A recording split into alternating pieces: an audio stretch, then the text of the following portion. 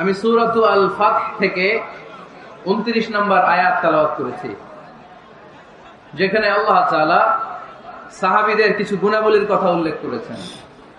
আজকের এই রজনীতে আমরা সাহাবীদের জীবনী থেকে কিছু কথা শুনবো, ইনশাআল্লাহ। পড়েন, কারণ সাহাবীরাই হচ্ছে আমাদের অনুপ্রেরণা। they are our spirit, they are our model, they are our real superheroes, they are our real inspiration, ঠিক কি না? সাইয়েদনা আবু বকর, সাইয়েদনা ওমর ফারুক, সাইয়েদনা আলী রাদিয়াল্লাহু তাআলা আনহু, উসমান যুন্নুরাইন, এরা আমাদের মডেল, ঠিক কি না? নাকি সালমান খান আমাদের মডেল? আমির খান? কোন খেলোয়াড়, নায়ক, নায়িকা, গায়ক, গায়িকা? আমাদের মডেল হচ্ছে বিশ্বনবী আর সাহাবারা। আওয়াজ করে বলতে হবে, ঠিক কি না? এজন্য রব্বুল আলামিন বলেন, মুহাম্মাদুর রাসূলুল্লাহি ওয়াল্লাযীনা মাআহু আশিদ্দাউ আলাল কুফফারি রুহামাউ বাইনাহুম। মুহাম্মদ হলো আল্লাহর রাসূল, আর মুহাম্মদ সাল্লাল্লাহু আলাইহি ওয়াসাল্লামের সাথে যারা থাকে তারা কাফেরদের ব্যাপারে বজ্র কঠোর, মুমিনদের ব্যাপারে পুষ্পকোমল। সুবহানাল্লাহ পড়েন। মুহাম্মদ সাল্লাল্লাহু আলাইহি ওয়াসাল্লাম হচ্ছেন আল্লাহর রাসূল, আর মুহাম্মদ সাল্লাল্লাহু আলাইহি ওয়াসাল্লামের সাথে যারা থাকে মানে সাহাবারা, আশিদ্দাউ আলাল কুফফার, তারা কাফেরদের ব্যাপারে বজ্র কঠোর, রুহামাউ বাইনাহুম, কিন্তু নিজেরা পুষ্পকোমল। সুবহানাল্লাহ পড়েন। আমরা হয়ে গেছি উল্টা, আমরা নিজেরা বজ্র কঠোর, ঠিক কি না? সাহাবারা হচ্ছেন কাফেরদের ব্যাপারে বজ্র কঠোর। পাখা পাওয়া যায় নাই? পাখা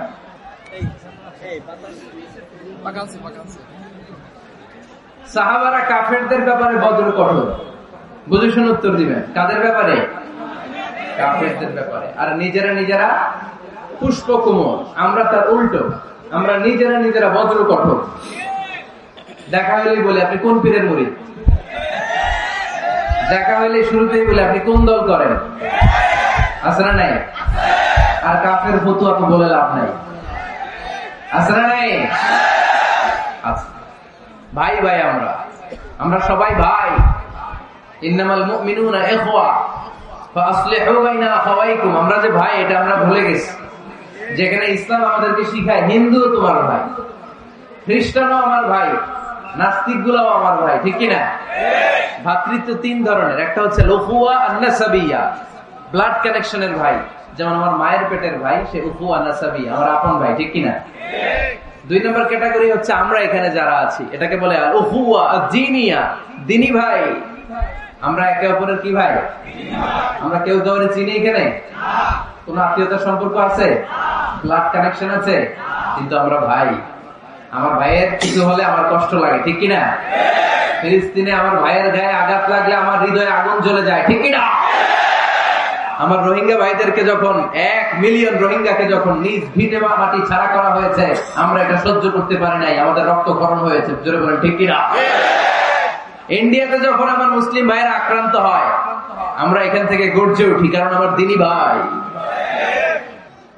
3 নম্বর ভ্রাতৃত্বের ক্যাটাগরি হচ্ছে আল-উখুয়া আল-ইনসানিয়া, হিউম্যানিটেরিয়ান রিলিজিয়ন।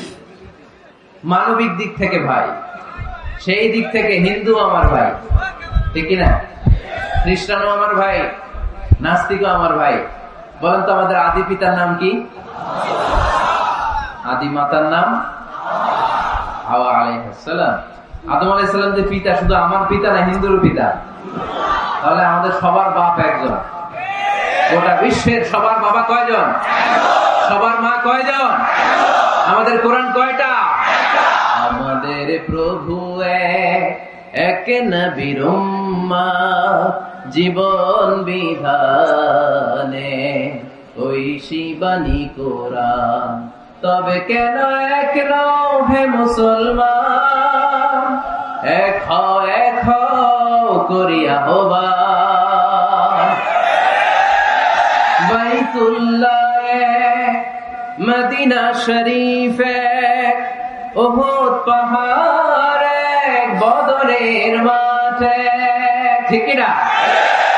বাইতুল্লাহ মদিনা শরীফে উহুদ পাহাড়ে বদরের মাঠে একটা তো জীবন মরণ যে একটাই, একে সাথে মিলে মিশে একটাই প্রাণ।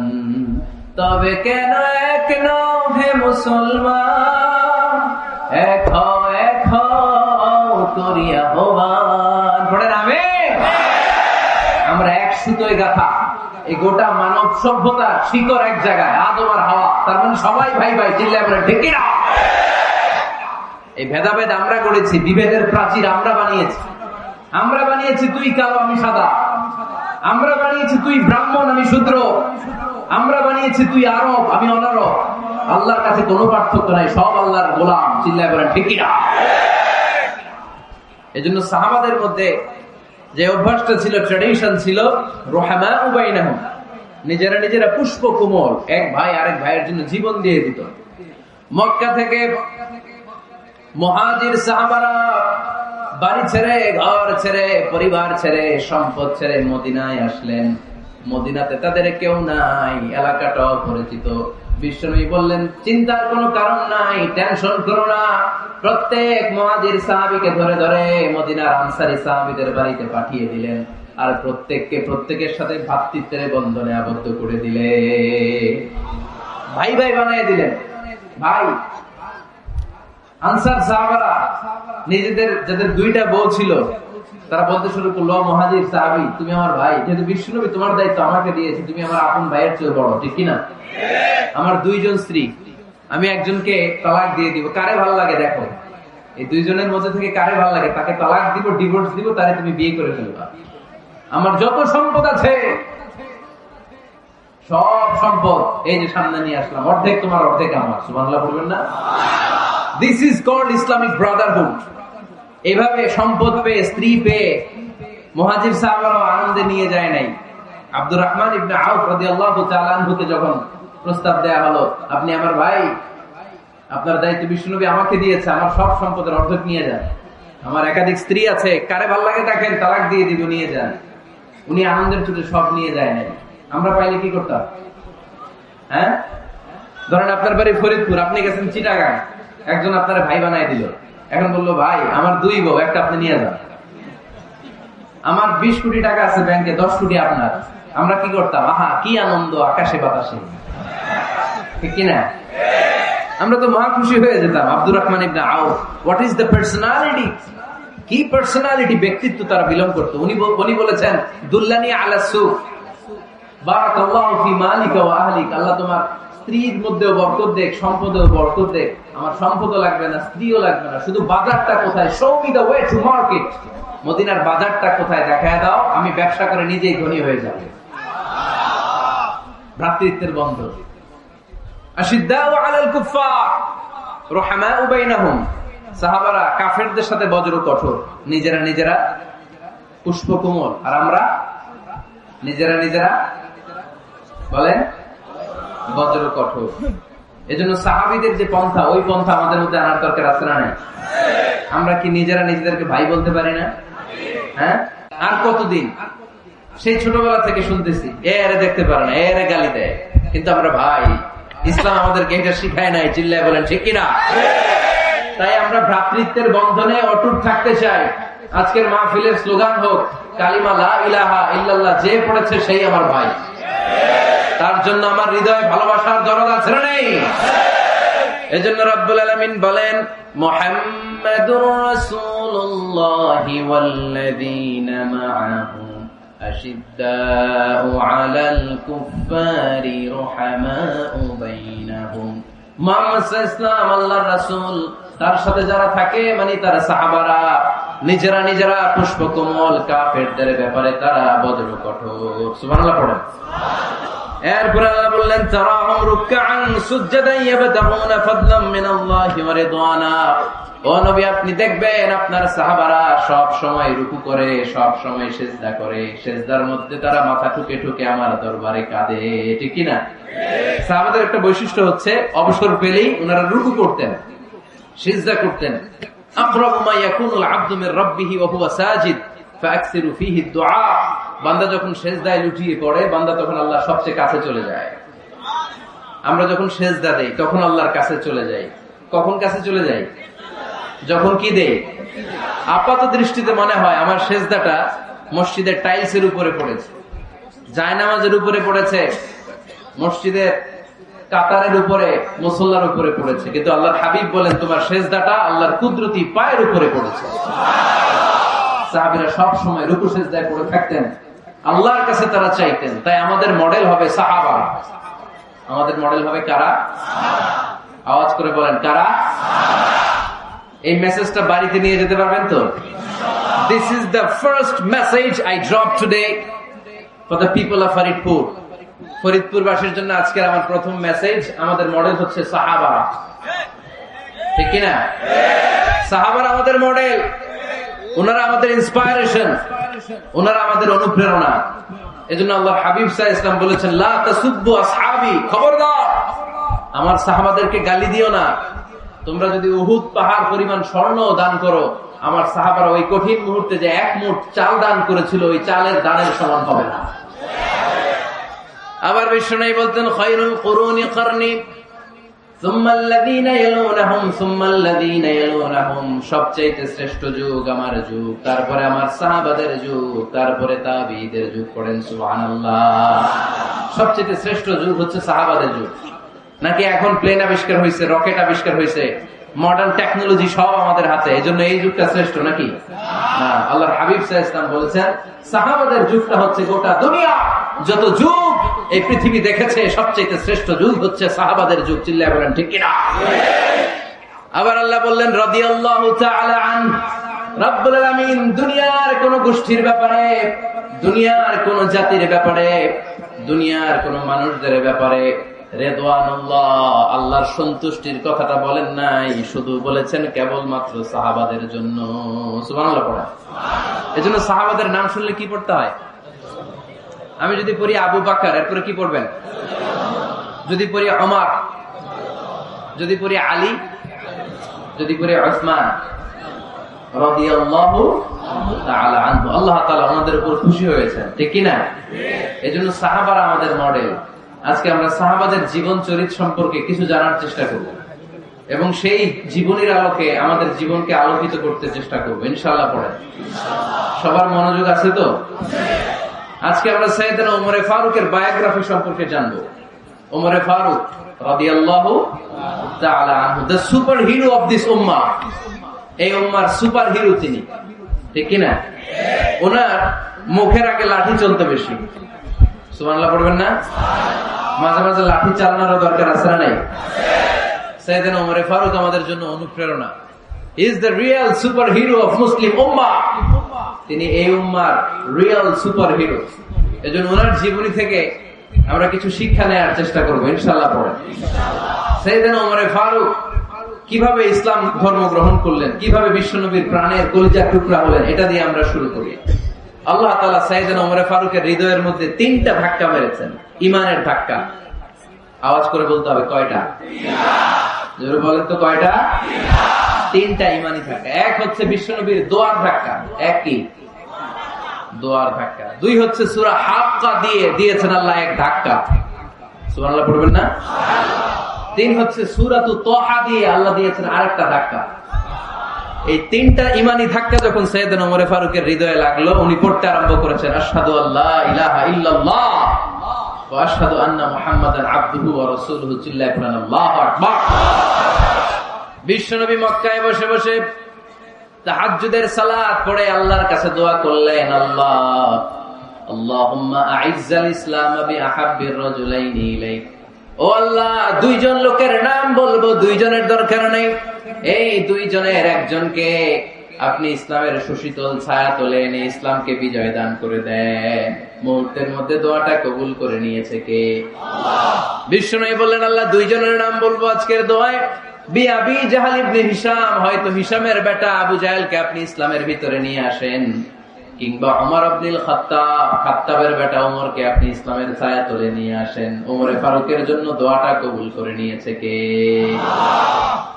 মক্কার যে অবস্থা, আল্লাহর হাবিব সাল্লাল্লাহু আলাইহি ওয়াসাল্লাম বুঝলেন মক্কার এই দুইজনের একজন যদি আমার সাথে না থাকে তাহলে মক্কায় দাওয়াতি কাজ চালিয়ে যাওয়া যাবে? আল্লাহ বললেন, আল্লাহ বেশি চাই না, এই দুইজনের একজন, হয় আবু জাহেল নয় ওমর, হয় আবু জাহেল নয় ওমর। বিশ্বনবী যখন দোয়া করলেন, এই দোয়ার একটা ইমানি ধাক্কা, নুরানি ধাক্কা সাইয়েদনা ওমর ফারুকের হৃদয়কে স্পর্শ করে ফেলল। দোয়া ইজ লাইক এ মিসাইল। এই যে আমরা দোয়া করি, এটা মিসাইলের মতো। যুদ্ধে মিসাইল হামলা করে না?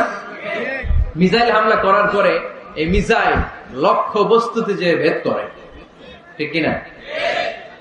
তেমনি দোয়ার মতো যদি আপনি দোয়া করতে পারেন, আপনি যেই জন্য দোয়া করেছেন ঠিক ওই জায়গায় যে আপনার দোয়া স্পর্শ করে। সুবহানাল্লাহ পড়বেন না?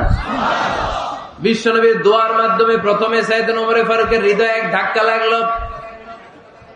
2 নম্বরে রব্বুল আলামিন সূরাতুল হাক্কা দিয়ে ওমর ফারুকের হৃদয়ের মধ্যে দিলেন এক ধাক্কা। পড়েন আল্লাহু আকবার। কোরআনের ভেতরে সূরাতুল হাক্কা নামে একটা সূরা আছে নাই? আল হাক্কাতু মাল হাক্কা ওয়া মা আদরাকা মাল হাক্কা। পড়েন আল্লাহু আকবার।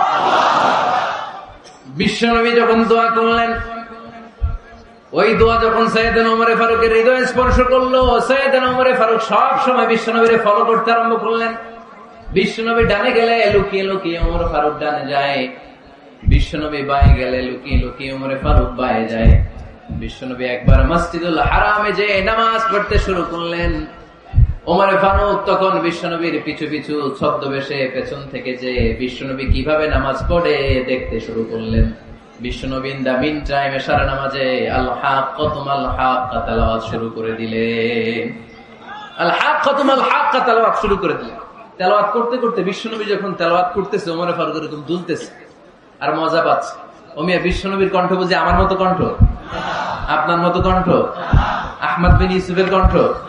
আব্দুল বাসিতের কণ্ঠ না? বিশ্বনবীর গলায় যে কি সুরের ঝংকার আল্লাহ দিয়েছেন, কি সুরের লহরী আল্লাহ দিয়েছেন, একবার যে শুনতো পাগল হয়ে যেত। আল্লাহু আকবার। বিশ্বনবী সূরা হাক্কা মন্ত্রমুগ্ধ তেলাওয়াতে, মন্ত্রমুগ্ধ সুর দিয়ে, মন্ত্রমুগ্ধ কণ্ঠ দিয়ে তেলাওয়াত করতে লাগলেন। এশার সালাতে ওমর ফারুক তুলতে লাগলেন। ওমর ফারুক যত শুনেন অবাক হয়ে যায়, যত শুনেন অবাক হয়ে যায়, যতই শুনে অবাক। কিরে? কারণ তিনি আরবি ভাষা বুঝতেন। এত সুন্দর শব্দের গাঁথনি, এত প্রাঞ্জল বর্ণনা, এত সুন্দর অন্তমিল, এটা কবিতা না হয়ে পারে না। উনি মনে মনে ভাবলেন, এটা মনে হয় কবিতা। It might be poem, it could be poem. Muhammad মনে হয় কবি হয়ে গেছে, তার কাব্য প্রতিভা দিয়ে সে এটা বানিয়েছে। তা না হলে এত সুন্দর কথা, এটা কবিতা না হয়ে পারে। ইন দ্য মিন টাইম বিশ্বনবী কিন্তু দেখতেছে না যে পেছনে ওমর। বিশ্বনবী তেলাওয়াত করছিলেন। ইন দ্য মিন টাইম বিশ্বনবী পড়ছিলেন, ওমা হুয়া বিকাউলি শাইরিন কলিলাম মা তুমিনুন। এই আয়াতের অর্থ হলো, এটা কোনো কবির কথা নয়, খুব অল্প সংখ্যক লোকই তোমরা ঈমান আনো। সুবহানাল্লাহ পড়ো। এটাকে বলে কোইন্সিডেন্ট। কোইন্সিডেন্ট হুট করে অনেক সময় মিলে যায়, যায় কি যায় না? আপনি একজনের কথা ভাবতেছেন ভাবতেছেন, বাজারে গেলেন, বাজারে যেই দেখেন ওই লোকটা দাঁড়ায় আছে। এরকম হয় কি হয় না? কোইন্সিডেন্ট। ওমর ফারুক মনে মনে যেটা ভাবতেছে ওই কথা দিয়ে বিশ্বনবী তেলাওয়াত করতেছে। আল্লাহু আকবার। বিশ্বনবী যে আয়াত তেলাওয়াত করছিলেন, আয়াতের অর্থ হলো, এটা কোনো কবির বানানো কবিতা না, খুব অল্প সংখ্যক লোকই তোমরা ঈমান আনো। ওমর ফারুক আটকে উঠলেন, থমকে দাঁড়ালেন। ঘটনা কি? আমি মনে মনে ভাবলাম, কি এত সুন্দর কথা, এটা তো মানুষের কথা হতে পারে না, এটা নিশ্চয়ই কবিতা, কবির কথা। কিন্তু মোহাম্মদ এখন আবার পড়তেছে, ওমা হুয়া বিকাউলি শাইর, এটা কোন শায়েরের, কবির কথা নয়। কলিলাম মা তুমিনুন, অল্পই তোমরা ঈমান আনো। তার মানে আমার মনে যা চলে মোহাম্মদ এটা টের পায়। মোহাম্মদ গণক। নাউজুবিল্লাহ পড়বেন না? মোহাম্মদ অনেক বড় মাপের একজন গণক। মানুষের হৃদয়ে কি চলে, মনে মনে কিভাবে, মোহাম্মদ না দেখেও বলে দিতে পারে। ইন দা মিন টাইম বিশ্বনবী পরের আয়াতে পড়লেন, ওয়ালা বিকাউলি কাহিনিন কলিলাম মা তাযাক্কারুন। এই আয়াতের অর্থ হলো, এটা কোনো গণকের বানানো গণনা নয়, খুব অল্প সংখ্যক লোকই তোমরা উপদেশ হিসেবে এটাকে মানো। সুবহানাল্লাহ পড়ো। এবার আর ওমর ফারুকের সহ্য হয় না, কি আজীব তামাশা। প্রথমে মনে করলাম কবিতা, মোহাম্মদ কয় কবি না, সে কবি না, এটা কবিতা না। তারপর ভাবলাম সে গণক, সে আয়াত পরে পরে বলে দিল এটা গণনা নয়। তাহলে এটা কি? এটা কি কবিতাও না, গণনাও না, তাহলে এটা কি? বিশ্বনবী তখন বললেন তানজিলুম মির রাব্বিল আলামিন। সুবহানাল্লাহ পড়েন। পরের আয়াত ছিল তানজিলুম মির রাব্বিল আলামিন। এটা দুনিয়ার কোন কবির বানানো কবিতা না, এটা কোন গণকের গণনা না, এটা কোন সাহিত্যিকের বানানো সাহিত্য নয়, এটা মহাবিশ্বের পরিচালক রব্বুল আলামিনের কাছ থেকে পাঠানো কিতাব কোরআন। সূরা হাক্কার ধাক্কা ওমরে ফারুক কাইত। প্রথমে ধাক্কাটা লাগলো যে দোয়া। বিষ্ণুবী তাহাজ্জুদে কেঁদে দোয়া করলেন, আল্লাহ হয় আবু জাহেলের দিবা নাহলে ওমরের দিবা। ওই দোয়া ওমরে ফারুকের হৃদয়ে ছোঁয়া লেগেছে। এরপর হাক্কা, সূরাতুল হাক্কা দিয়ে দিলে এক ধাক্কা। এই ধাক্কা খেয়ে উথাল পাথাল হৃদয়ের মধ্যে, হায় রে এ কি বাণী, এ কেমন কথা, কে মুহাম্মদ? তারপরও শয়তানের ওয়াসওয়াসা আছে না নাই? আল্লাহ বলে যতই ওয়াসওয়াসা ওমরকে দেয়া হোক, আমি ওমরে ফারুককে মুসলিম উম্মতের সেনাপতি বানিয়ে ছাড়বো, আমি সেনাপতি বানাবো। এবার 3 নাম্বার ডোজ। ডাক্তারের কাছে গেলে প্রথমে দেখবেন সিম্পল ডোজ দেয়, নরমাল ওষুধ। এটাতে কাজ না হলে ডোজ বাড়ায়, একেবারে কাজ না হলে অ্যান্টিবায়োটিক মারে, আছে না নাই? আল্লাহ প্রথমে দোয়ার ছোঁয়া লাগালেন, তারপর সূরা হাক্কা দিয়ে ধাক্কা মারলেন, এরপরে রব্বুল আলামিন বলেন এবার 3 নাম্বার ডোজ সূরা তাহা দিয়ে আমি তোমার হৃদয়টারে উজালা বানায় দেব রে ওমর। শয়তান দিক দিয়ে ওয়াসওয়াসা, খেলা দুই দিক থেকে চলতেছে। আল্লাহ তাআলা হেদায়েতের রাস্তায় টানছে, শয়তান জাহান্নামের দিকে টানছে। ঘোষণা দেয়া হলো মক্কায়, মুহাম্মদের মাথা কেটে এনে দিলে এত এত স্বর্ণ মুদ্রা দেয়া হবে। ওমরে ফারুক রাজি হয়ে গেলেন, নাঙ্গা তলোয়ার নিয়ে বিশ্বনবীর মাথা কাটার জন্য ছুটলেন। নাউজুবিল্লাহ পড়বেন না? বনু জাহরা গোত্রের এক লোক বলে, আইনা ইয়া ওমর, কই যাও? মুহাম্মদের মাথা কাটতে যাই। আরে মুহাম্মদের মাথা কাটতে যাও? তোমার বোন ফাতিমা বিনতে খাত্তাব আর তোমার বোন জামাই সাঈদ কদ সাবা, এরা তো ধর্ম ত্যাগ করে ফেলছে। এটা তো আমাদের ধর্ম ত্যাগ করে মুহাম্মদের ফলোয়ার হয়ে গেছে।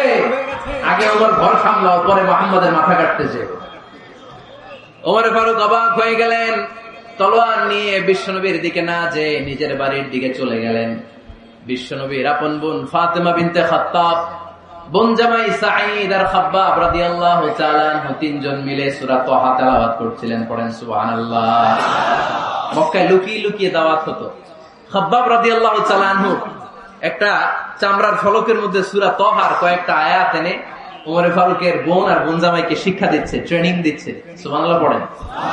লুকিয়ে লুকিয়ে ওমর ফারুক যখন ঘরে চলে আসলেন, এরা তটস্থ হয়ে গেল। সাইয়েদনা খাব্বাব বিছানার তলায় লুকিয়ে গেলেন। ওমর ফারুক বললেন, দরজা খোলো। ফাতিমা বিনতে খাত্তাব দরজা খোলার পরে নির্মম ভাবে সাইয়েদনা ওমর রাদিয়াল্লাহু তাআলা আনহু বোনের গায়ে আঘাত শুরু করে দিল। বোন জামাইকে আহত করতে শুরু করলো আর বলতে শুরু করলো, তোরা পাগল হলি কেন? কি আছে ওই মুহাম্মাদের মধ্যে? কি জাদু নিয়ে এসেছে? সে যাই বলে লোকজন পাগল হয়ে যায়, সবাই তার উপর কালিমা পড়ে ঈমান এনে ফেলে। কি এমন জিনিস তোদের কাছে আছে যেটা দেখে মুহাম্মদকে তোরা ভালোবাসলি? কি আছে? কি পড়তেছিলি আমারে দেখা। ফাতেমা বলে, ইন্নাকা রিজসুন লা ইয়ামাসসুহু ইল্লাল মুতাহহারুন। ও আমার ভাই ওমর, তুমি নাপাক। তুমি কি? লা ইয়ামাসসুহু ইল্লাল মুতাহহারুন, পবিত্রতা অর্জন না করে এই কোরআন ধরা যায় না। সুবহানাল্লাহ পড়েন। ওমর ফারুক গোসল করে আসলেন, কারণ ধাক্কা তো আগে কয়েকটা খাইছে। কথা বুঝেন নাই বোধহয়? প্রথমে দোয়ার ধাক্কা, পরে কোন সূরা দিয়ে ধাক্কা? হাক্কা দিয়ে ধাক্কা। 3 নম্বরে এখন আরেকটা ধাক্কা খাবে। গোসল করে আসলেন। ফাতিমা বিনতে খাত্তাব বললেন, গোসল যখন করে এসেছেন, এই নেন। ওমর ফারুক এবার চামড়ার কাপড়ের মধ্যে সূরা তাহার প্রথম আয়াতের দিকে নজর করলেন। নজর করেই কোরআনের প্রেমে পড়ে গেলেন। পড়েন সুবহানাল্লাহ। ওমর ফারুক পড়তে আরম্ভ করলেন, তাহা মা আনজালনা আলাইকাল কুরআনা লিতাশকা ইল্লা তাযকিরাতান লিমান ইয়াখশা তানজিলাম মিম্মান খালাকাল আরদা ওয়াস সামাওয়াতিল উলা। সুবহানাল্লাহ পড়েন। উনি পড়তে আরম্ভ করলেন, তাহা মা আনজালনা আলাইকাল কুরআনা লিতাশকা। এই কোরআনকে আমি তোমাদের হতভাগ্য জাতি হিসেবে দুনিয়ায় থাকার জন্য পাঠাই নাই। এটা রব্বুল আলামিনের পক্ষ থেকে এসেছে। যারা রবকে ভয় করে তাদের জন্য আছে উপদেশ। যিনি আকাশ বানিয়েছেন, জমিন বানিয়েছেন, ওই আল্লাহ তাআলা নিজেই এই কোরআন পাঠিয়েছে। আওয়াজ করে পড়তে হবে আল্লাহু আকবার। উনি খুব ভালো আরবি জানতেন। সূরা তাহা পড়ার পরে আর ধৈর্য ধারণ করতে পারে না। ওমর ফারুক ছোট্ট বাচ্চার মতো কান্না শুরু করে দিলেন। আল্লাহু আকবার।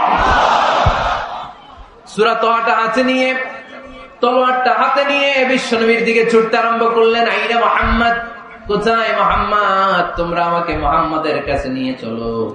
বিশ্বনবী তখন সাফা পাহাড়ের পাদদেশে দারুল আরকাম ইবনে আলকামের ঘরে লুকিয়ে লুকিয়ে কোরআনের দাওয়াত দিতেন। ওমর ফারুককে পাগলের মতো ছুটে আসতে দেখে বিশ্বনবীর চাচা হামজা ইবনে আব্দুল মুত্তালিব বলল, নবী আপনি পালান।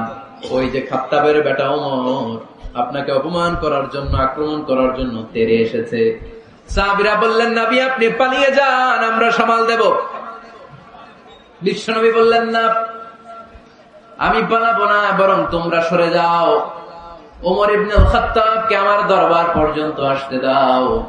আমার তো মনে হচ্ছে ওই যে তাহাজ্জুদের নামাজ শেষে চোখের পানি ছেড়ে যে আমি আল্লাহর কাছে দোয়া করেছি, আজকে আমার ওই দোয়াটা কবুল হতে শুরু করেছে। আমার তো মনে হচ্ছে আমার দোয়া কবুল হবে, আসতে দাও। ওমর ফারুক এসে বললেন, আশহাদু আল্লা ইলাহা ইল্লাল্লাহ ওয়া আশহাদু আন্না মুহাম্মাদান আবদুহু ওয়া রাসূলুহু। আমি সাক্ষ্য দিলাম আল্লাহ ছাড়া কোনো ইলাহা নাই, নিশ্চয়ই আপনি আল্লাহর প্রেরিত বান্দা এবং রাসূল। পড়েন সুবহানাল্লাহ। ওমর ফারুক যখন কালিমা শাহাদা পড়ে মুসলমান হয়ে বিশ্বনবীর হাতে হাত রাখলেন, নমুসলিম সাহাবীদের মধ্যে খুশি আর আনন্দের বন্যা বয়ে গেল। নমুসলিম হাতে গোনা সাহাবারা আল্লাহর প্রশংসা করলেন। বিশ্বনবী সাইয়েদনা ওমর ফারুককে জড়িয়ে ধরলেন।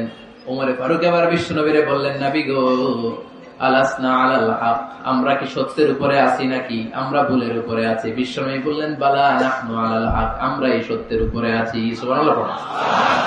আলাসনা আলাল হক, নবী আমরা কি সত্যের উপরে নাই? হ্যাঁ অবশ্যই ওমর, তুমি সত্যের উপরে আছো। ওমর ফারুক বললেন, তাহলে ফাফিমাল ইখতিফা, তাহলে লুকায় লুকায় আর দাওয়াত দেব কেন? আমি তো কালিমা পড়ে ফেলছি, আসেন আমার সাথে বের হই। ফাফিমাল ইখতিফা, আর লুকায় লুকায় কেন? আসেন আমরা বাইরে বের হই। বিশ্বনবী বললেন, ওমর এটা মাক্কি জীবন, এখানে আমরা একটু গোপনে গোপনে দাওয়াত দিতে চাই। ওমরে ফারুক বলে, না আমার দায়িত্ব, আমি একটা মিছিল দিতে চাই নবী। আল্লাহর নামের তাকবীর দিতে দিতে দারুল আরকাম থেকে শুরু করে মসজিদুল হারাম পর্যন্ত একটা মিছিল দিয়ে আমি মক্কা কাঁপায়া দেব। অনুমতি দেন। বিশ্বনবী দিতে চায় না। ওমর ফারুক অনেক বুঝানোর পরে স্বল্প পরিসরের একটা অনুমোদন পাওয়া গেল বিশ্বনবী সাল্লাল্লাহু আলাইহি ওয়াসাল্লামের কাছ থেকে। কিন্তু মিছিল যে দিবে, মিছিলের জন্য লোকের দরকার আছে না নাই? এখানে লোক নাই, আমি একাই মিছিল দিতেছি। এটা জমবে, মিছিল জমবে। খুঁজে উনি 11 জন মুসলিম সাহাবা পেলেন। কয়জন? ওমর ফারুক বললেন, 11 জনই শহীদ। এই 11 জন নিয়ে আমি আল্লাহর নামের তাকবীর দিব। 2 লাইন করলেন। কয় লাইন? 2 লাইন। পেছনে 6 জন, আর এই লাইনের নেতা বানালেন বিশ্বনবীর চাচা হামজাকে রাদিয়াল্লাহু তাআলা আনহু। আর সামনে 5 জন, তার আগে দাঁড়ালেন উনি নিজেই। তাহলে 6 6 12। বললেন এই 2 লাইনে আমরা তাকবীর দিতে দিতে, বেশি না, এই দারুল আরকামের ঘর থেকে, আপনারা জানেন যে সাফা মারওয়া এখন যে সাই হয়, এই সাফার পাদদেশে ছিল দারুল আরকামের ঘর। উনি বললেন এখান থেকে ওই যে কাবার গিলাফ দেখা যায়, কাবার গিলাফ পর্যন্ত আমরা এই তাকবীর নিয়ে ওখানে যাব। সুবহানাল্লাহ পড়বেন না? ওখানে উনি দাঁড়িয়ে ছোট্ট একটা ভাষণ দিয়েছিলেন। উনি বলেছিলেন, মান আরাদা আন তাসকুলা উম্মু ওয়া ইয়াতামা ওয়ালাদু ওয়া তারমিলা যাওজাতুহু ফালিয়াসুদ্দানি। খেয়াল করে শুনেন, কান দুইটা খরগোশের কানের মতো খাড়া করেন। উনি এক বাক্যের একটা ভাষণ দিলেন। ভাষণ দিতে জানলে বড় ভাষণ দেয়া লাগে না। এক বাক্যের ভাষণ দিয়ে গোটা বিশ্বকে ঝাঁকুনি মারা যায়। চিল্লায় বড় ঠিক কিনা? ওমর ফারুক এক বাক্যের একটা ছোট্ট ভাষণ দিলেন। মান আরাদা আন তাসকুলা উম্মু, কে আছো মায়ের এই মক্কায়, কে আছো মায়ের বুক খালি করতে চাও? ইয়াতামা ওয়ালাদু, কে আছো বাচ্চাগুলারে, নিজের সন্তানগুলোরে এতিম বানাতে চাও? কে আছো তারমিলা যাওজাতুহু, নিজের স্ত্রীকে বিধবা বানাতে চাও? ফালিয়া সুদ্দানি, বুকের পাটা থাকলে আমি ওমর রে থামাও। ফালিয়া সুদ্দানি, দেখি মক্কায় কার এত বড় বুকের পাটা? কে আছো মায়ের বুক খালি করতে চাও, সন্তান এতিম বানাতে চাও, স্ত্রীকে বিধবা বানাতে চাও? ফালিয়া সুদ্দানি, পারলে আমারে ঠেকাও। এই বলে উনি আল্লাহু আকবার, আল্লাহু আকবার, আল্লাহু আকবার বলে স্লোগান শুরু করে দিলেন। এক এক স্লোগানে মক্কার মরুজমিন থারথার করে কাঁপতে আরম্ভ করল। এই মিছিল মক্কার কেউ দেয় না। মিছিলের আওয়াজ শুনে আবু জাহেল বাইরিস, উতবা বাইরিস, শাইবা, ওয়ালিদ ইবনে মুগীরা সব বের হয়েছে। কিরে, আমার এলাকায় এত বড় স্লোগান, কার এত সাহস? বের হয়ে দেখে মিছিলের সামনে ওমর। ওমরে দেখে দিছে এক দৌড়। কারণ ওমরে ফারুককে থামানোর মতো বাপের বেটা মক্কায় দ্বিতীয়টা কেউ ছিল না। আওয়াজ করে বলেন ঠিক কিনা? ওমরে ফারুক আল্লাহু আকবার, আল্লাহু আকবার বলে স্লোগান দিতে দিতে মসজিদুল হারামের ভেতরে ঢুকে গেল। কাবার গিলাফ ধরার পরে সেদিন মিছিল থেমেছে ওই আল্লাহর নামের স্লোগান। সেদিন কেউ থামাতে পারে নাই, কিয়ামত পর্যন্ত কেউ থামাতে পারবে না। চিল্লায় বলো ঠিক কিনা?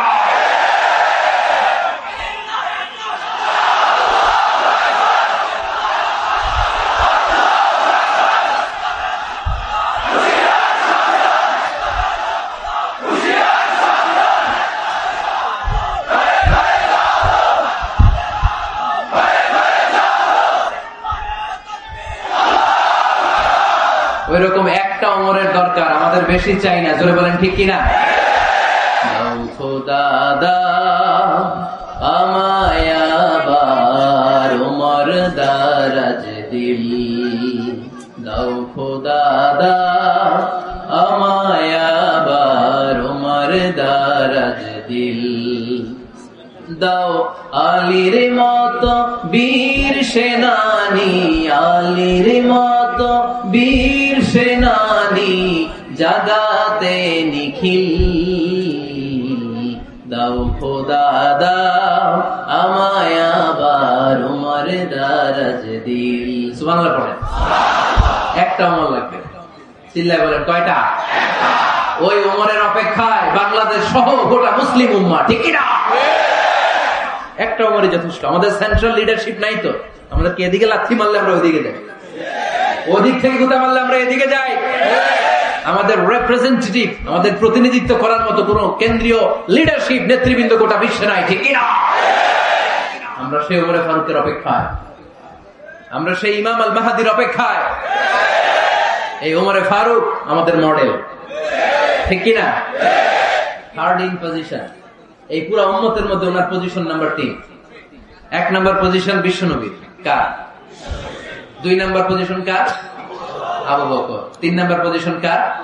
ওমরে ফারুকের। বিশ্বনবী বলতেন লা নবিয়্যা বা'দি, লা নবিয়্যা বা'দি, আমার পরে কোনো নবী নাই, ওয়ালা রাসূলা, আমার পরে কোনো রাসূলও নাই। আমার নবীর পরে আর কোনো নবী আছে?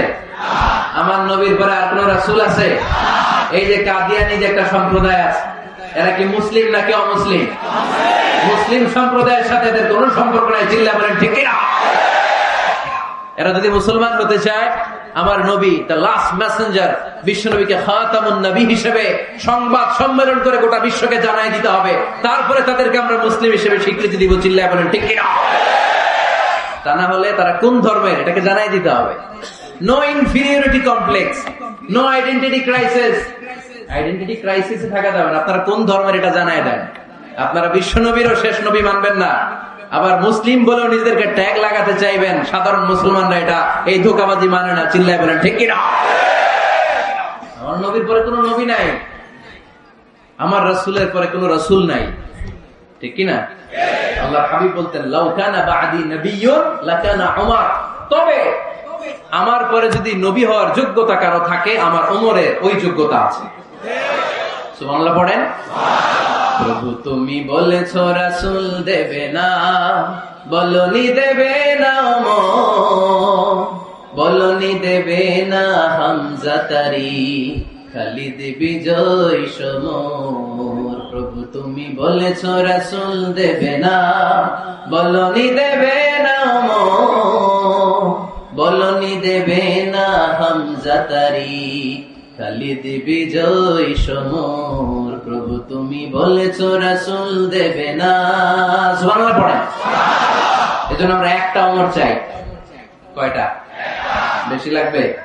নেতার মতো নেতা কয়টা লাগে? জোরে বলেন কয়টা? Enough, that's enough. Omar Farooq, our super hero. ওনার সাথে বিষ্ণু ইসা ইসলামের মোসাহারার সম্পর্ক ছিল।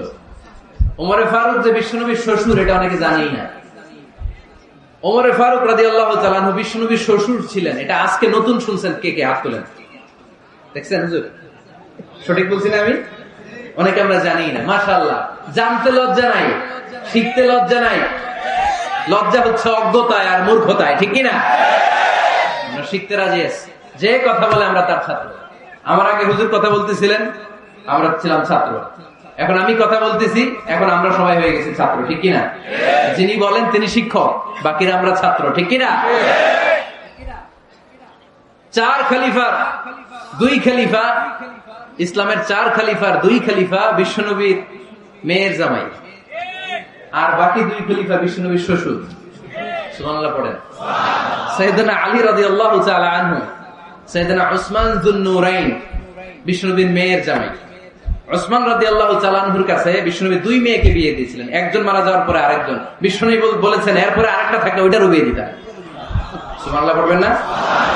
দুইজন ছিল মেয়ের জামাই আর দুইজন ছিল শ্বশুর। সাইয়েদনা আবু বকর শ্বশুর, বিশ্বনবীর স্ত্রী আম্মাজান হাফসা রাদিয়াল্লাহু তাআলা আনহার বাবা ছিল সাইয়েদনা ওমর ফারুক। চিল্লায় পড়েন আল্লাহু আকবার। যেন তেন পজিশন না, সাইয়্যিদু কুহুলিল জান্নাহ। জান্নাতে যত নারীরা যাবে, নারীদের সর্দারানী হবে সাইয়্যিদাতুনা ফাতেমা রাদিয়াল্লাহু তাআলা আনহা। এই ফরিদপুরের যত ইয়াং স্টাররা, তোমরা যারা জান্নাতে যাবে, তোমাদের লিডার হবে সাইয়েদনা হাসান আর হুসাইন রাদিয়াল্লাহু তাআলা আনহুমা। আর বয়স্ক মুরব্বীরা যারা জান্নাতে ঢুকবেন, আপনাদের লিডার হবে সাইয়েদনা আবু বকর আর সাইয়েদনা ওমর ফারুক রাদিয়াল্লাহু তাআলা আনহু। সুবহানাল্লাহ পড়তে পারলেন না? ওমর ফারুক সাধারণ কোন ক্যারেক্টারিস্টিক্স নয়। ওনাকে আল্লাহ তাআলা নলেজও দিয়েছেন, আবার দিনদারিও দিয়েছেন।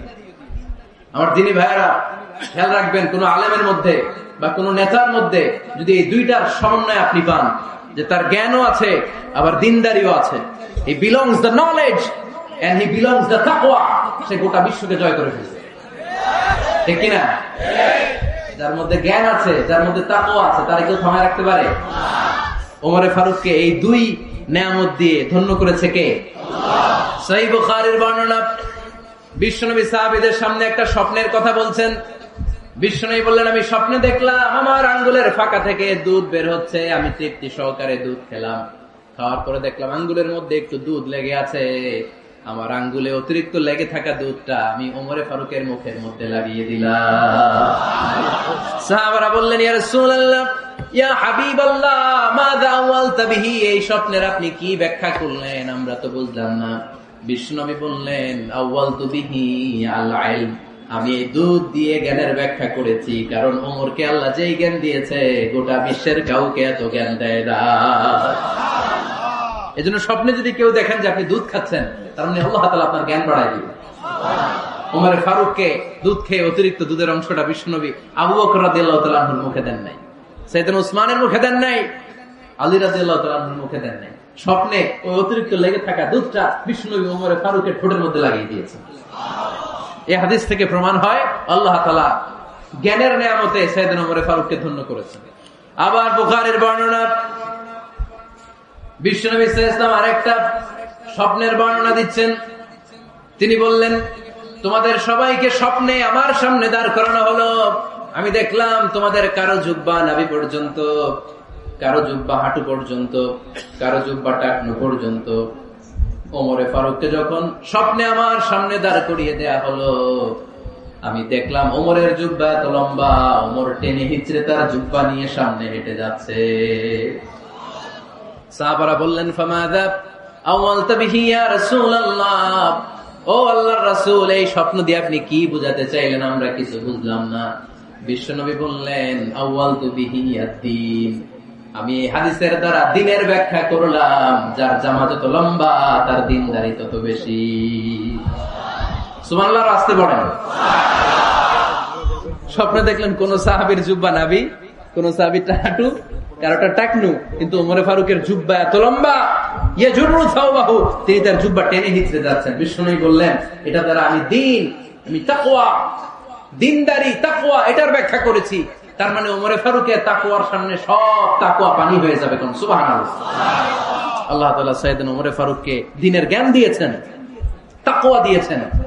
যুবক ভাইরা, যাকে আল্লাহ তাআলা দ্বীনের জ্ঞান দেয়, যাকে আল্লাহ তাআলা তাকওয়ার এই গুণ দিয়ে সমৃদ্ধ করে, তার জন্য গোটা বিশ্বের সব দরজাগুলোকে ওপেন করে দেয় কে? কত বড় মুত্তাকি ছিলেন সাইয়েদনা ওমরে ফারুক। মদিনার সমাজে কয়জন মুনাফিক ছিল বিশ্বনবী ছাড়া কেউ বলতে পারতেন না।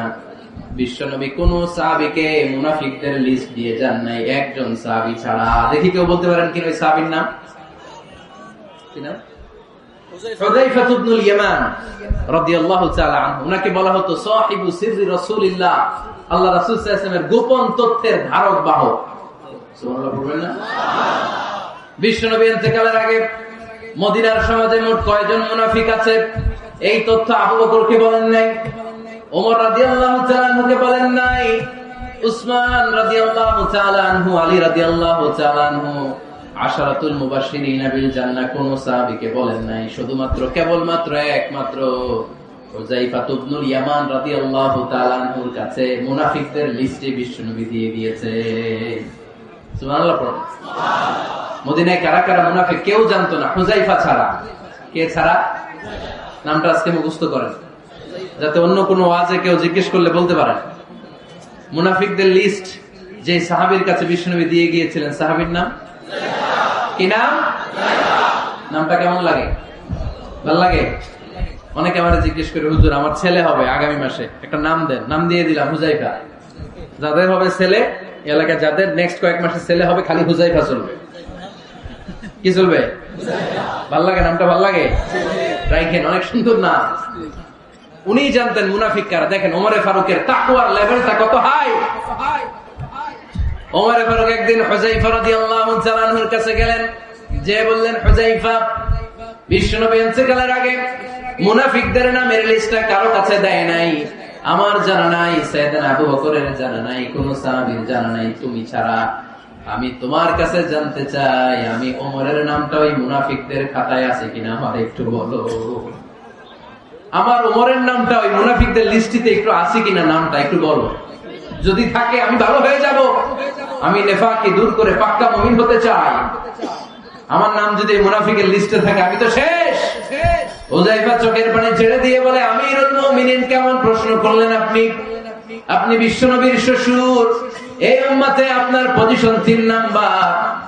আপনারে মুনাফিকরা ভয় পায়, শয়তান আপনারে ভয় পায়। আপনি জান্নাতে সব বয়স্ক লোকদেরকে নিয়ে জান্নাতের মধ্যে আগে আগে ঢুকবেন, কেমন করে মুনাফিকদের কাতারে আপনার নাম থাকতে পারে?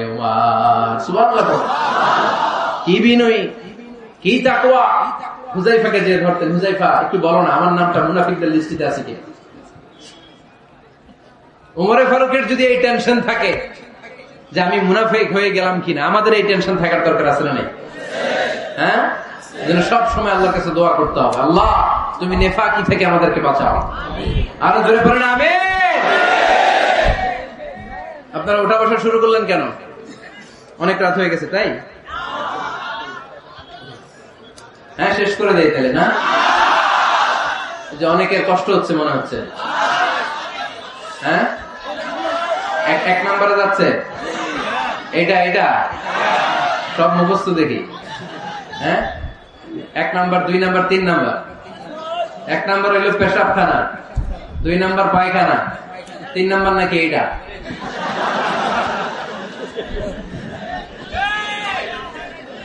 আসরা নাই না? সিগারেট কোন মুসলমান খেতে পারে? সিগারেট হয় টোবাকো প্ল্যান্টস থেকে, তামাক পাতা। ফরিদপুরে চাষ হয় নাকি? হয়। কোন থানায় হয় বেশি? হ্যাঁ, তামাক ক্ষেত যারা দেখছেন, কোন বেড়া লাগানো লাগে? কারণ ছাগলও মুখ দেয় না। যেটা ছাগলে খায় না, এটা কোন মুমিন বান্দা খাইতে পারে? খান কেন এগুলো পচা জিনিস? হ্যাঁ, এই পৃথিবীতে বিড়ি আর সিগারেটই একমাত্র খানা যেটা টয়লেটে ঢুকে খাওয়া যায়, তাই না? পৃথিবীতে সিগারেট আর বিড়ি একমাত্র খাবার। রাগ করবেন না যারা খান, রাগ করেন না। একটু কমন সেন্সটা কাজে লাগানোর জন্য, চিন্তার জন্য বলতেছি। এটাই পৃথিবীর একমাত্র খাবার যেই খাবারের গায়ে এই খাবারের বদনাম লেখা থাকে। স্মোকিং কজেস ক্যান্সার, ধূমপান কর্কট রোগের কারণ, ধূমপান স্বাস্থ্যের পক্ষে ক্ষতিকারক, লেখা থাকে না? আচ্ছা ধরেন ফরিদপুরে একটা কোম্পানি নতুন চানাচুর বের করছে, ওই চানাচুরের গায়ে লেখা এই চানাচুর খাওয়ার 1 ঘন্টার মধ্যে বমি শুরু হবে আর ডায়রিয়া হবে। খাবেন? কি কইবেন? তুই খা। দোকানদারে কি কইবেন? তুই খা, তোর বমি হোক, তোর 14 গোষ্ঠীর ডায়রিয়া হোক, আমি টাকা দিয়ে এগুলো কিনবো না, ঠিক কিনা? কারণ এই প্রোডাক্টের গায়ে এই প্রোডাক্টের বদনাম লেখা, এটা আমরা কিনবো কেন? কিন্তু সিগারেটের উপরে সিগারেটের বদনাম লেখা থাকার পরও আমরা খাই, টয়লেটে বসে খাই। এটার মধ্যে একটা পয়জন আছে, এটাকে বলে স্লো পয়জন, নিকোটিন। এটা আপনার লাং, ফুসফুসকে শেষ করে দেবে, স্লো পয়জন। সিগারেট খাওয়া অনেকটা আত্মহত্যা স্বামী। বিষ খেলে সাথে সাথে মরে, সিগারেট খেলে ধুকে ধুকে মরে। আর সিগারেট থেকে হিরোইন, গাঁজা, ফেন্সিডিল, ইয়াবা, ম্যারিজুয়ানার পথে মানুষ পথ বাড়ায়, পা বাড়ায়, তাই না? এগুলো খাবেন না। নিজে নিজেকে স্বেচ্ছায় ধ্বংসের দিকে ঠেলে দিও না। জীবনটা অনেক সুন্দর, জীবনটা অনেক রঙিন, আল্লাহ দেয় জীবনটাকে উপভোগ করার দরকার আছে না নাই? এই জন্য সিগারেটকে এই ফরিদপুরের প্রোগ্রাম থেকে আমরা আজকে নো বলে দিলাম। কি বলে দিব? আওয়াজ করে সবাইকে আমরা সবাই একসাথে বলবো, সিগারেটকে কি বললাম? মনে থাকবে? মাহফিলের প্যান্ডেল থেকে বাইর হয়ে আবার ইয়েস, হ্যাঁ না, ইয়েস করা যাবে না। সিগারেটকে কি বললাম? নো। ওমর ফারুক রাদিয়াল্লাহু তাআলা আনহু আমাদের সুপার হিরো, আমাদের সবাই বলেন আমাদের। উনি কত বড় সুপার হিরো শুনেন। উনি জুমার খুতবা দিচ্ছেন। কি দিচ্ছেন? মসজিদে নববীতে। খুতবার মাঝখানে হঠাৎ বললেন, ইয়া সারিয়াতাল জাবাল, ইয়া সারিয়াত ইবনে জানিমিল জাবাল। এই কথা বলেই আবার খুতবা দিতে শুরু করলেন। ওনার এই ইয়া সারিয়াত ইবনে জানিমিল জাবালের সাথে আগের কথার কোনো মিল নাই, পরের কথারও কোনো মিল নাই। জুমার নামাজের পর মুসল্লি সাহাবারা ধরলেন, বললেন, ইয়া আমিরুল মুমিনিন। খুতবার মাঝখানে হঠাৎ করে ইয়া সারিয়াত ইবনে জানিমিল জাবাল বলে আপনি চিৎকার করলেন কেন? আপনার এই বাক্যের সাথে আপনার খুতবার আগের বাক্যের কোনো মিল নাই, আপনার খুতবার পরের বাক্যেরও কোনো মিল নাই। এই কথা আপনি কারে বললেন? কারে উদ্দেশ্য করে বললেন? এই কথার তাৎপর্য কি আমাদেরকে বুঝিয়ে বলেন।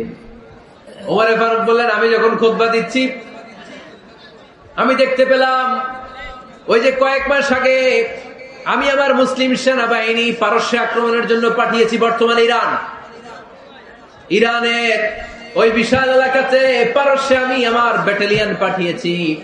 আমি হঠাৎ করে দেখতে পেলাম আমার মুসলিম বাহিনীর সেনাপতি যুদ্ধের এক পর্যায়ে তার ডানে আছে উপত্যকা, বায়ে আছে পাহাড়, সে পাহাড়ি রাস্তা ছেড়ে দিয়ে উপত্যকার দিকে যেতে শুরু করেছে।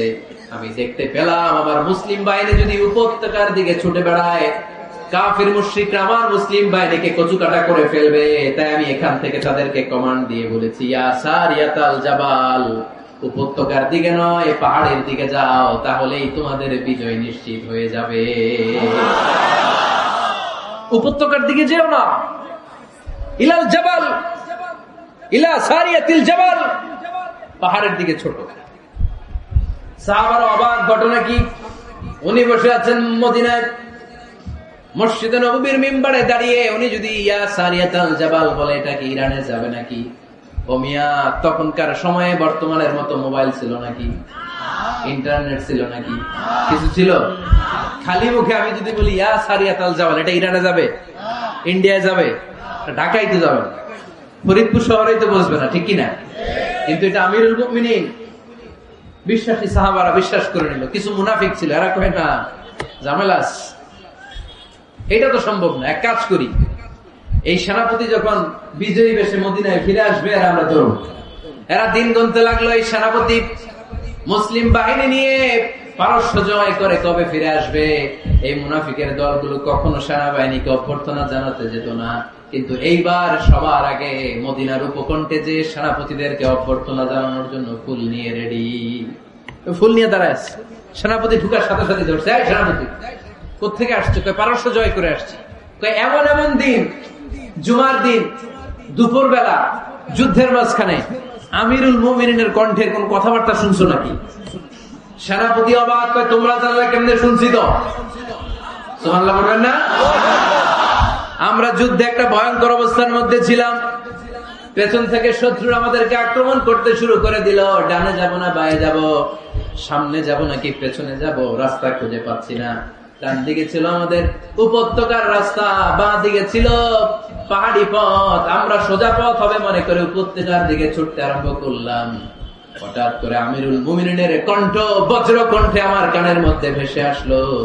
আমার মনে হলো আমিরুল মুমিনিন কেমন যেন আমাকে কমান্ড দিচ্ছেন আর বলছেন, ইয়া সারিয়াতাল জাবাল, ডান দিকে উপত্যকার পথে নয়, তাড়াতাড়ি পাহাড়ের দিকে সৈন্যবাহিনী নিয়ে উঠে যা। পাহাড়ের দিকে, ডানে না। This is wrong track and this is the right track. ওই দিন যদি ওমরে ফারুকের ওই গাইডলাইন, আমিরুল মুমিনিনের কমান্ড যদি আমি না শুনতাম, আজকে বিজয়ের বেশে ফিরতেও পারতাম না, আমাদের চেহারাও তোমরা দেখতে পেত না। ওমরে ফারুকের ওই কমান্ড, ওই গাইডলাইন অদৃশ্য থেকে শোনার কারণে এই পারস্যের মধ্যে আমাদেরকে সেই যুদ্ধে বিজয় দান করেছে কে? দিস ইজ ওমরে ফারুক, দিস ইজ ওমরে ফারুক। বিশ্বনবী বলছেন, আমার মা লাকিয়াকা শাইতানু সালিকান ফাজ্জান ইল্লা সালাকা ফাজ্জান গায়রা ফাজ্জিক। ওমর, শয়তান ইবলিস যদি তোমার কোনো রাস্তা দিয়ে হাঁটতে দেখে, শয়তান ওই রাস্তা রেখে দিয়ে অন্য রাস্তা দিয়ে হাঁটে। সুবহানাল্লাহ বাড়িতে দিয়ে বললেন। কে বলতেছে?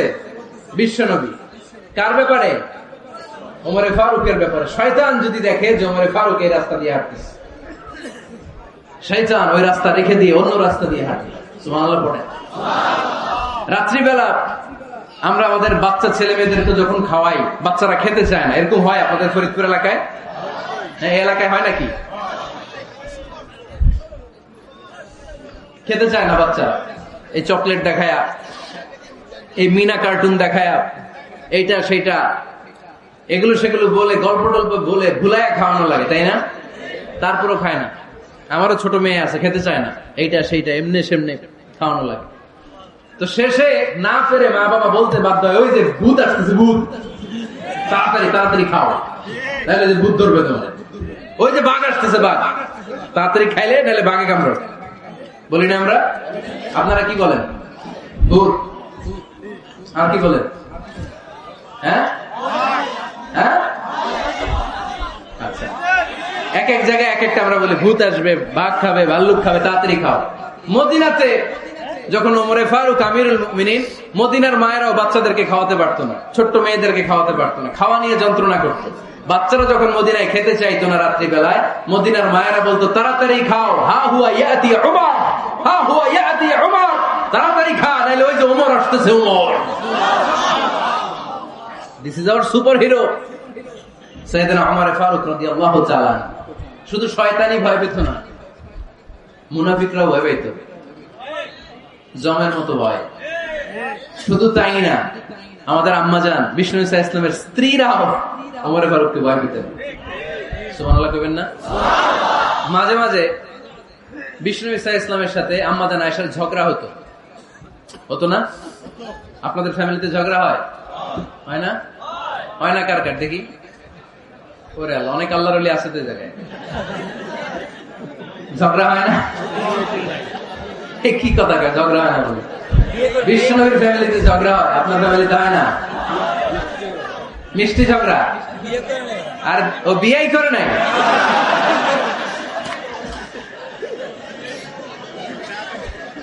ঝগড়া তো হবেই, দাম্পত্য জীবনের মজাটাই তো এখানে। কখনো ঝগড়া, কখনো আনন্দ, একটু বৃষ্টি, একটু রোদ, একটু হাসি, একটু কান্না, ভালো লাগা ভালোবাসা শেয়ার করে নেয়া, মিলেমিশে একাকার হয়ে যাওয়া, ঠিক কিনা? তো আল্লাহর হাবিব সাল্লাল্লাহু আলাইহি ওয়াসাল্লামের সাথে আম্মাজান আয়েশার ঝগড়া হতো। তো একদিন ঝগড়া হয়ে দুইজন রেগে আছে, খবরদার দুইজন রেগে থাকবেন না, একজন রাখলে আরেকজন থেমে যাবেন, কারণ এই ছোট্ট ঝগড়া থেকে এটা অনেক সময় বিচ্ছেদের দিকে গড়ায়। আমার প্রিয় ফরিদপুরবাসী, ভাবি রেগে গেলে আপনি রাগেন না, ওই দিন আপনি একটু ঠান্ডা থাকেন। আবার আপনি রেগে গেলে, আমার মাইকের আওয়াজ যদি ভাবিরা শুনেন, আপনারা রেগে যায় না, একটু ঠান্ডা থাকবেন। দুইজনে রেগে গেলে তো তৃতীয় বিশ্বযুদ্ধ শুরু হবে, তাই না? একজন রেগে গেলে আরেকজন ঠান্ডা, কারণ এই সামান্য ঝগড়া থেকে ইগোর কারণে এটা বিচ্ছেদ আর ডিভোর্স পর্যন্ত গড়ায়। আর শয়তান এখানে উস্কানি দেয়, কারণ ইমানদারদের ফ্যামিলি ভাঙতে পারলে শয়তান সবচেয়ে বড় খুশি হয়, আর ইমানদারদের ফ্যামিলি টিকে থাকলে খুশি হয়ে যায় কে? আম্মা জান আয়েশা রাদিয়াল্লাহু তাআলা আনহার সাথে বিষ্ণু ইসলামের ঝগড়া হতো মাঝে মাঝে। একবার ঝগড়া হলো, বিষ্ণু ইসলাম রাগ, আম্মা জান আয়েশাও রাগ। বিষ্ণু বললেন, আয়েশা ঝগড়া করে আর কতক্ষণ থাকবো, আসো মিটমাট করি। আয়েশা রাদিয়াল্লাহু বললেন, ঠিক আছে মিটমাট করি। তো বিষ্ণু ইসলাম বললেন, মিটমাটের জন্য কারে ডাকবো? ওমরে ডাকি। কয় না, ওমরে না, ওমর গালিজ, ওমর অনেক রাগে, আমার ডর লাগে। কয় তাহলে তোমার আব্বারে ডাকি। কয় ডাকো। কি খুশি, মেয়েদের মধ্যে অভ্যাসটা আছে না নাই? তাহলে তোমার আব্বারে ডাকি। ডাকেন, ডেকে নিয়ে আসা হলো। আবু বকর রাদিয়াল্লাহু তাআলা আনহু দাঁড়ালেন, আম্মা জান আয়েশা দাঁড়ালেন, বিশ্বনবীও দাঁড়ালেন। বিশ্বনবী বললেন, আয়েশা তোমার আব্বা আসছে, এবার ঘটনা খুলে বলার পালা, তুমি বলবা নাকি আমি বলবো? আম্মা জান আয়েশা বললেন, আপনি বলেন, তবে ওয়ালা তাকুল ইল্লা হাক্কান, যেটা ঘটছে ওইটাই বললেন, মিথ্যা কথা কইেন না। আবু বকর রাদিয়াল্লাহু তাআলা রেগে মেগে আগুন, কি এই কথা তুমি কেমন করে বলো? বিশ্বনবী কি মিথ্যা কথা কখনো বলবে? রেগে মেগে দিলেন মেয়ের গালে এক চড়। বানিয়ে বলতেছি না, মুসনাদ আহমদ ইবনে হাম্বলের হাদিস। বাবার হাতের থাপ্পড়কে আম্মা জান আয়েশা উল্টে বললেন। সাইয়েদনা আবু বকর রাগে গড়গড় করছেন, আবার মারার জন্য তেড়ে গেলেন। এবার বাঁচার জন্য আম্মা জান আয়েশা বিশ্বনবীর পিছনে যে আশ্রয় নিলেন, বিশ্বনবী বাঁচানোর জন্য দুই হাত মিলে দাঁড়িয়ে গেলেন। পড়েন সুবহানাল্লাহ। বিশ্বনবী যখন দুই হাত মেলে দাঁড়িয়ে গেলেন, সাইয়েদনা আবু বকর রাদিয়াল্লাহু আনহু থেমে গেলেন। সাইয়েদনা আবু বকর রাদিয়াল্লাহু তাআলা আনহু ঘর থেকে বের হয়ে বারান্দায় দাঁড়ালেন। পড়েন সুবহানাল্লাহ। এবার বিশ্বনবী আম্মা জান আয়েশার কাছে যেয়ে বলেন, ইয়া আয়েশা কাইফা রাআইতিনি আনকাসতুকি মিনার রাজুল, দেখছো কেমনে বাঁচাইলাম? আমি না থাকলে ভর্তা বানাই ফেলতো আজকে। আমি বাঁচাইছি তোমার, আমি আমার লগে ঝগড়া করো তুমি। লজ্জায় পড়ে আম্মা জান আয়েশা খিলখিল করে হেসে দিলেন, বিশ্বনবীও হেসে দিলেন। দুইজনের হাসির মধুর আওয়াজ শুনে সাইয়েদনা আবু বকর বাইরে থেকে অবাক, কিরে এতক্ষণ না ঝড় তুফান, এখন দেখি হাসি। সালাম দিয়ে অনুমতি নিয়ে ভিতরে ঢুকলেন। ঢুকে দেখেন আম্মা জান আয়েশাও হাসে, বিশ্বনবীও হাসে। এই হাসি দেখে আবু বকর রাদিয়াল্লাহু আনহু হেসে দিলেন। আরশের উপর থেকে খুশি হয়ে গেলেন কে? এবার সাইয়েদনা আবু বকর রাদিয়াল্লাহু তাআলা আনহু বললেন, ইয়া রাসূলুল্লাহ আশরিকানি ফি সিলমিকুমা কামা আশরাকতুমানি ফি হারবিকুমা। ও নবী, যুদ্ধ লাগলে, দুইজন যুদ্ধ লাগলে মীমাংসার জন্য যেমনি আমার ডাকেন, এরকম হাসি আর আনন্দের মুহূর্তেও আমার একটু ডাকেন। আশরিকানি ফি সিলমিকুমা কামা আশরাকতুমানি ফি হারবিকুমা। নবী, আপনাদের মধ্যে ঝগড়া লাগলে সন্ধি করার জন্য আমরা যেমনি ডাকেন, আপনাদের হাসি খুশি আনন্দ খুনসুটি এই মজাদার মুহূর্তগুলোতে আমার বঞ্চিত রাখেন না, আমার একটু ডাকেন। সুবহানাল্লাহ পড়েন। এই মুসনাদ আহমদ ইবনে হাম্বলের হাদিস শোনার উদ্দেশ্য হচ্ছে, বিশ্বনবী প্রথমে ওমর ফারুকের নাম বলেছিলেন। সাইয়েদনা আয়েশা বলে, না আমি ডরাই। হাইবাত, দিস ইজ কল্ড হাইবাত ওমর। একবার বিশ্বনবীর সব বিবিরা ধরলেন, ও নবী আমাদেরকে এটা দেন, ওইটা দেন, ঘরে এইটা নাই, ওইটা নাই, ওইটা নাই। বিশ্বনবীকে, আমার কাছে কিছু নাই, যদি এমনি আমার বউ হয়ে থাকতে চাও থাকো, তাহলে যা, তা না হলে যা লাগবে কিনে দেবো, সাথে সাথে তালাকও দিয়ে দিব। কিছু দিতে পারবো না, আমার নাই তো, সামর্থ্য নাই। কিন্তু বিবিরাও ছাড়া না, এটা দেন ওইটা দেন। বিশ্বনবী রহমতের নবী, বিবিদেরকে বুঝাতেও পারেন না। বিবিরা আবদার করতেছে, নবী এটা লাগবে ওইটা লাগবে। ইন দ্য মিন টাইম বিশ্বনবী একজনের সালাম শুনতে পেলেন। কে যেন দরজায় দাঁড়িয়ে বলতেছে, আসসালামু আলাইকুম। বিশ্বনবী দরজার দিকে তাকালেন, তাকিয়ে বললেন, ওয়া আলাইকুমুস সালাম। আর বুঝতে পারলেন এটা আমার ওমরের সালাম। সালাম দেওয়ার পরে বিবিদের দিকে তাকায় দেখে একজন বিবিও নাই, সব অন্দর মহলের ভিতরে দৌড়। সুবহানাল্লাহ পড়তে পারলেন না? This is our super hero Omar. এরকম ওমর একটা লাগবে, চিল্লায় বলেন কয়টা? একটা ওমর গোটা বিশ্বকে সোজা করে দিবে। একটা ওমর সবল আর দুর্বলের পার্থক্য দূর করে দিবে, মাজলুমের উপর জালিমের অত্যাচারের অবসান ঘটায় দিবে, এটা বিশ্বটাকে সাম্য, মৈত্রী, ভালোবাসার, ইনসাফ দিয়ে পরিপূর্ণ করে দিবে। সেই উমরের অপেক্ষায় আমরা। নিজের ছেলেকে 80টা বেত মেরেছেন। কয়টা? 80টা বেত মেরেছে। এই ব্যাপারে অনেকগুলো বর্ণনা পাওয়া যায়। সবচেয়ে সহিহ বর্ণনা হচ্ছে মুয়াত্তা ইমাম মালিকের বর্ণনা। ওমর ফারুক রাদিয়াল্লাহু তাআলা আনহুর ছেলে আব্দুর রহমান মারুফুন বিআবি শাহমা ছিলেন মিশরে। ওখানে নাবিজ খেয়েছিলেন। নাবিজ হচ্ছে আরব দেশের লোকেরা দুধের মধ্যে শক্ত খুরমা রাত্রেবেলা ঢেলে দিত। ঢেলে দিলে সারা রাত ওই খুরমার রসটা দুধের সাথে মিশে দুধটা লাল হয়ে যেত। এটারে সকালবেলা খেত, খুব সুস্বাদু। এটাকে বলে নাবিজ। কিন্তু এটা রাতে ভিজাইলে সকালেই খাইতে হয়, রেখে দিলে আবার একটু সমস্যা হয়। এটা অনেকটা তারির মতো হয়ে যায়, মাতলামি চলে আসে। তো ওমরে ফারুকের ছেলে নাবিজ খেয়েছেন, মদ খাননি, নাবিজ। কিন্তু নাবিজ খাওয়াতে সাকরান চলে এসেছে। সাকরান চলে আসাতে এটা যখন প্রমাণিত হয়েছে, আমর ইবনুল আস রাদিয়াল্লাহু তাআলা আনহু নাকি 80 বেত মেরেছেন মিশরে। কয় বেত? নিয়ম হচ্ছে সবার সামনে, কিন্তু সবার সামনে না মেরে একটু গোপনে মেরেছে। এই তথ্য যখন ওমরে ফারুকের কাছে এসেছে, উনি বললেন না, মারতে হবে সবার সামনে, আলাদা মারলা কেন? ও মদিনায় ফিরে আসলে আমি আবার 80টা মারব। মদিনা ফিরে আসার পরে সাইয়েদনা ওমরে ফারুক ওই আগের 80টারে আর ধরেন নাই, নিজ হাতে আবার 80টা বেত মেরেছেন। এই বেত মারার 1 মাস পরে এই আবু শামা ইন্তেকাল করেছে।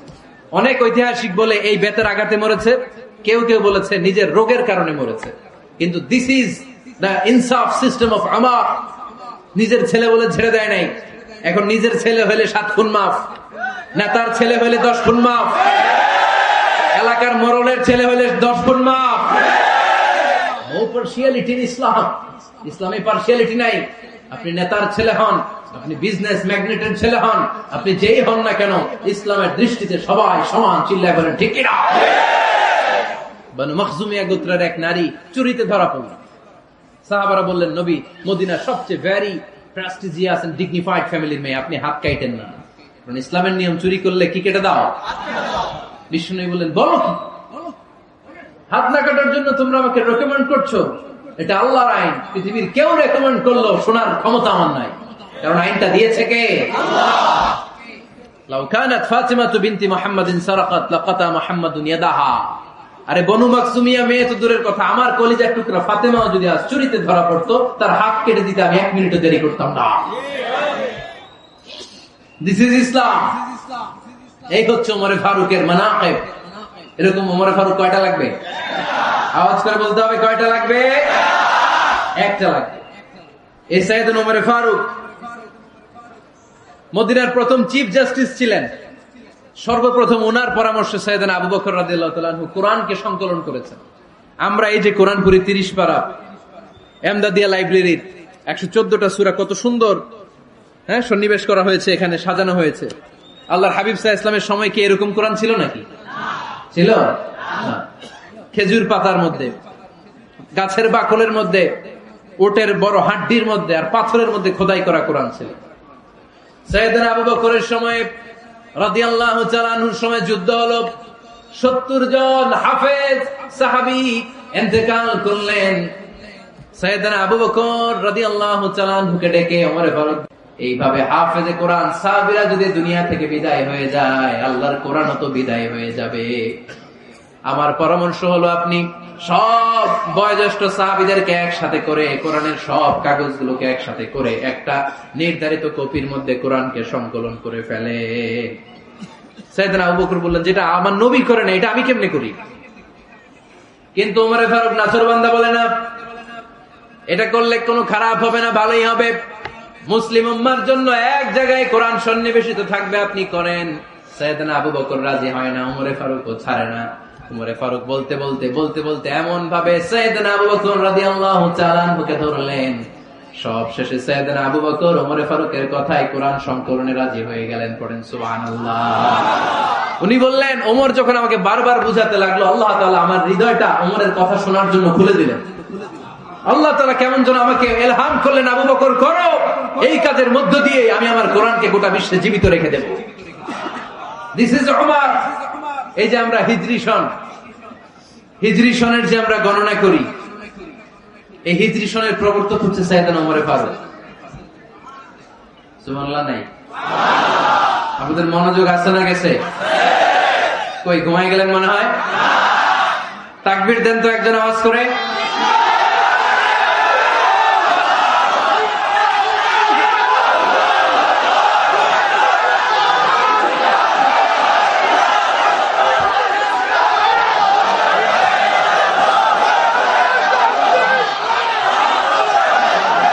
মাশাআল্লাহ, মাশাআল্লাহ। বসেন, বসেন, এখনই শেষ করে দেব কিছু সময়ের মধ্যে। আমরা একসাথে বিদায় নেব ইনশাআল্লাহ। ওঠা বসা করবেন না, ওঠা বসা করবেন না, বসেন। সাইয়েদনা ওমর ফারুক এই হিজরি সনের গণনা শুরু করেছেন। সাহাবারা বলল, আমিরুল মুমিনিন, খ্রিস্টানদের ঈসাই সন আছে, আমাদের মুসলমানদের কোনো সন নাই। আমাদের একটা সন থাকলে আমাদের জিজিয়া নিতে, আমাদের যাকাতে টাকা উত্তোলন করতে অনেক সুবিধা হবে। ওমর ফারুক বললেন, তাহলে কোন সালকে হিজরি, কোন সালকে মুসলিম সাল হিসেবে আমরা ঘোষণা দিতে পারি? একজন বলল, আমার নবী যেই সালে জন্মগ্রহণ করেছেন ওই সালে। ওমর ফারুক বললেন, না, আমার নবীর জন্ম আমাদের জন্য খুশির দিন, কিন্তু এটা আমাদের জন্য প্রেরণা নয়। প্রেরণা নবীর কাজে, ঠিক কিনা? আরো কিছু সাহাবারা বলল, তাহলে যেই সালে আমার নবী ইন্তেকাল করেছে ওইটারে প্রথম সাল ধরেন। ওমর ফারুক বললেন, না, যেদিন তিনি ইন্তেকাল করেছেন এটা আমাদের দুঃখের দিন, এটা আমাদের প্রেরণা নয়। আমাদের প্রেরণা হচ্ছে বিষ্ণুনবীর ত্যাগ, তিতিক্ষা আর কাজের মধ্য দিয়ে। জোরে কোন ঠিক কিনা? ওমর ফারুক বললেন, যেদিন বিষ্ণুনবী ইসলাম রক্ষায় নিজের মাতৃভূমি ছেড়ে মক্কা থেকে মদিনায় গিয়েছেন, ওই দিনটাকে হিজরি প্রথম দিন ধরে আমরা হিজরি সাল গণনা করে শুরু করে দেব। ওইটাই হচ্ছে হিজরি সন। সেখান থেকে হিজরি সনের প্রবর্তন করেছেন সাইয়েদনা ওমর ফারুক রাদিয়াল্লাহু তাআলা আনহু। এই যে স্টেট গভর্নমেন্ট, এই যে প্রিজন, জেলখানা, ক্যান্টনমেন্ট, সচিবালয়, গণভবন, বঙ্গভবন, মুক্তিযোদ্ধাদের ভাতা, রাষ্ট্রীয় ভাতা, এই সব নিয়ম কানুন সাইয়েদনা ওমর ফারুক তার রাষ্ট্রীয় আমলে তিনি নিজে করেছেন। চিল্লায় পড়েন আল্লাহু আকবার। মুসলমানদের আলাদা কারেন্সি, নিজস্ব মুদ্রা ব্যবস্থা নিজে চালু করেছেন। সৈনিকদের মধ্যে যারা বিবাহিত, প্রতি 6 মাস অন্তর অন্তর 1 মাসের ছুটি কাটাতে তারা ফিরে আসবে। সাইয়েদনা ওমর ফারুক চালু করেছেন। চিল্লায় আওয়াজ করে পড়েন আল্লাহু আকবার। এই যে আমরা 20 রাকাত সালাতুত তারাবি পড়ি রমাদানে, পড়েন না আপনারা? এটা সাইয়েদনা ওমর ফারুক চালু করেছেন। সুবহানাল্লাহ পড়তে পারলেন না? কোরআনে মোট 22টা আয়াত আছে যেখানে সাহাবারা ইনডিসিশনে ভুগছিলেন। বিশ্বনবীর মত একটা, ওমর ফারুকের মত আর একটা। এই 22 জায়গায় আল্লাহ তাআলা বিশ্বনবীর মতের পক্ষে আয়াত নাজিল না করে ওমর ফারুকের মতের পক্ষে কোরআনের আয়াত নাজিল করে। আওয়াজ করে পড়েন আল্লাহু আকবার। এদিকে উঠলেন কেন আপনারা? যারা উঠছেন আমার দিকে তাকান। বাইরে থেকে ঢুকতেছে, বাইরে থেকে লোকজন ঢুকতেছে ভিতরে, কিছু ভিতরে ঢুকতেছে, কিছু বাইরেতেছে না?